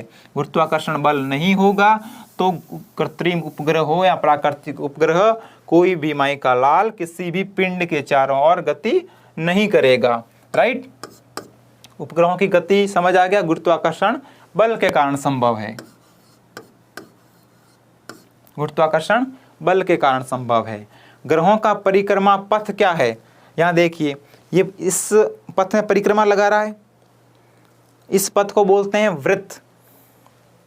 क्या बोलते हैं इस पथ को? वृत्त। जो ये इस पथ में चक्कर लगा रहा है, और ये उपग्रह इस पथ में चक्कर लगा रहा है, और ये उपग्रह इस पथ में चक्कर लगा रहा है, इसको बोलते हैं वृत्त। लेकिन ये वृत्त बहुत बड़ा फैला हुआ वृत्त है, तो क्या बोलेंगे? परिक्रमा पथ क्या है? फैला हुआ वृत्त। ये कभी कभी एग्जाम में पूछ सकता है और कुछ एग्जाम में पूछा भी हुआ है कि जब ग्रह किसी एक बड़े ग्रह के चारों चक्कर लगाते हैं तो उनका परिक्रमा पथ क्या है, तो क्या है, फैला हुआ वृत्त। ग्रहों की गति के नियम नहीं पूछते, लेकिन किसने दिए, ये सवाल एग्जाम में पूछ सकता है। किसने दिए, केपलर नाम का एक वैज्ञानिक था, जो भाई साहब नींद से उठकर आए थे, उन्होंने ग्रहों की गति के नियम दे दिए, केपलर ने। ठीक है, ये याद रखना, ग्रहों की गति के नियम किसने दिए, केपलर ने। और ग्रहों का परिक्रमा पथ क्या है, फैला हुआ वृत्त। उपग्रहों की गति किसके कारण, गुरुत्वाकर्षण बल के कारण संभव है। ठीक है, ग्रहों की गति के नियम और कुछ नहीं, यही नियम है कि फैले हुए दीर्घवृत्ताकार पथ में ये उपग्रह किसी बड़े पिंड के चारों ओर, हमारी पृथ्वी के चारों ओर गति करते हैं। ठीक है, यही सारे नियम हैं। ये उपग्रहों की गति का नियम समझ आ गए। उपग्रहों की गति गुरुत्वाकर्षण बल के कारण संभव है, ग्रहों का परिक्रमा पथ फैला हुआ वृत्त है, और ग्रहों की गति के नियम जो है वो केपलर नाम के वैज्ञानिक ने प्रतिपादित किए थे। राइट, अब बढ़े लास्ट टॉपिक, पलायन वेग। पलायन का मतलब होता है भागना। पलायन का मतलब क्या होता है, भागना। बोलते हैं ना कि यहाँ पे झगड़ा हो गया, एक बंदा हमारा यहाँ से पलायन कर गया। पेपर में एकदम शुद्ध हिंदी में जब लिखा आता है तब पलायन का कभी कभी इस्तेमाल किया जाता है। तो पलायन वेग मतलब भागने का वेग। कहाँ भागना, पृथ्वी से दूर, पृथ्वी की जो गुरुत्वाकर्षण सीमा है उससे दूर। जैसे ये रॉकेट है, जब ये रॉकेट कहाँ भागना चाह रहा है, पृथ्वी की सीमा से दूर, पृथ्वी से दूर, तो ये कैसे भाग पाएगा, इसकी कुछ न कुछ एक स्पीड होगी, एक मिनिमम, एक न्यूनतम वेग होगा। जो न्यूनतम वेग से ज़्यादा का वेग प्राप्त करेगा वो इस पृथ्वी की गुरुत्वाकर्षण सीमा से बाहर चला जाएगा। पलायन वेग का मतलब यही है, भागने का वेग। कौन से वेग से वो पृथ्वी की सीमा से भागे, पृथ्वी की सतह से भागे, ताकि वो पृथ्वी की गुरुत्वाकर्षण सीमा है। गुरुत्वाकर्षण सीमा का मतलब एक लिमिट है जहाँ तक पृथ्वी का गुरुत्वाकर्षण काम करता है, उस लिमिट के बाहर पृथ्वी का गुरुत्वाकर्षण काम नहीं करता है। ठीक है, तो उस लिमिट से बाहर जाने के लिए कितना स्पीड चाहिए, किसी को कितनी स्पीड से भागना पड़ेगा ताकि वो पृथ्वी की गुरुत्वाकर्षण सीमा से बाहर जा सके। तो पलायन वेग की परिभाषा भी यही है कि वह न्यूनतम वेग जिससे किसी पिंड को पृथ्वी की सतह से ऊपर की ओर फेंके जाने पर गुरुत्वीय क्षेत्र को पार कर लेता है और फिर कभी वापस नहीं आता। अगर किसी ने गुरुत्वाकर्षण सीमा को पार कर लिया तो वो अपने आप से फिर कभी वापस नहीं आता, क्योंकि अपने आप से वही चीज़ें वापस आती हैं जब पृथ्वी उनको खींचती हैं, और जब पृथ्वी की खींचने की सीमा से ही बाहर चला गया फिर वो वापस नहीं आ सकता। तो वह न्यूनतम वेग जिस वेग से फेंका जाए ऊपर की ओर तो वो गुरुत्वीय क्षेत्र को पार कर जाए। ठीक है, कि किसी भी वस्तु, किसी पिंड का वह न्यूनतम वेग जिस वेग से फेंके जाने पर वो वस्तु हमेशा के लिए गुरुत्वीय क्षेत्र को पार कर जाए। ठीक है, अब ये लॉन्च पैड है जिस पर ये रॉकेट खड़ा है, ये वाला। अब ये जब रॉकेट उड़ेगा तो इसको एक न्यूनतम वेग चाहिए होगा, और न्यूनतम वेग पृथ्वी की गुरुत्वाकर्षण सीमा से बाहर जाने के लिए होता है 11.2 किलोमीटर प्रति सेकंड। संख्या बहुत छोटी है 11.2, लेकिन आप सोचिए एक सेकंड में 11.2 किलोमीटर उसको जाना पड़ेगा। मतलब पलक झपकते ही 11 किलोमीटर की 11 किलोमीटर की दूरी उसको तय करनी पड़ेगी। हमने एक पलक झपकी, इस रॉकेट को 11 किलोमीटर दूरी तय करनी पड़ेगी, 11 किलोमीटर ऊपर जाना पड़ेगा पलक झपकते। इतनी स्पीड चाहिए पृथ्वी की गुरुत्वाकर्षण सीमा से बाहर जाने के लिए। अगर इस वेग से ज़्यादा वेग कोई वस्तु प्राप्त कर लेती है, या फिर हम इस वेग से ज़्यादा किसी वस्तु को ऊपर की ओर फेंकते हैं, तो उस पर धरती माँ गुरुत्वाकर्षण नहीं लगा पाएगी और वो गुरुत्वाकर्षण की सीमा से बाहर चला जाएगा। इंपॉर्टेंट है इसका मान। परिभाषा तो नाम में स्पष्ट है, पलायन वेग, भागने का वेग, कि भागने का ऐसा कौन सा वेग होगा, कौन सा मान होगा वेग का कि जिस वेग से हम फेंके और वस्तु गुरुत्वीय क्षेत्र से बाहर चली जाए, गुरुत्वीय क्षेत्र सीमा से बाहर चली जाए। पलायन वेग का मान 11.2 किलोमीटर प्रति सेकंड। ये मान बहुत इंपॉर्टेंट है। 11.2 किलोमीटर प्रति सेकंड। एग्जाम में काफ़ी बार ये क्वेश्चन पूछा गया है। ठीक है, पलायन वेग वह न्यूनतम वेग जिससे किसी पिंड को फेंका जाए ऊपर की ओर तो वो गुरुत्वीय सीमा से बाहर चला जाए और फिर कभी वापस नहीं आए। ठीक है, और इसका मान है 11.2। तो आज के इस पूरे लेक्चर में हमने गुरुत्वाकर्षण के बारे में पढ़ा, गुरुत्वाकर्षण, उसके बाद गुरुत्वीय त्वरण और उस गुरुत्वीय त्वरण के अधीन जो गति होती है लिफ्ट में गति, उसके बाद हमने उपग्रहों की गति पढ़ा, पलायन वेग पढ़ा, उसके फॉर्मूले पर, उसके सूत्र पर हमने काफ़ी सारे क्वेश्चन डिस्कस किए और ताकि हमारा कॉन्सेप्ट उन सूत्रों पर और ज़्यादा मजबूत हो सके। ठीक है, तो आज के लिए इतना ही। आज का लेक्चर यहीं समाप्त होता है। पढ़ते रहिए, हंसते रहिए, मुस्कुराते रहिए। Thank you so much.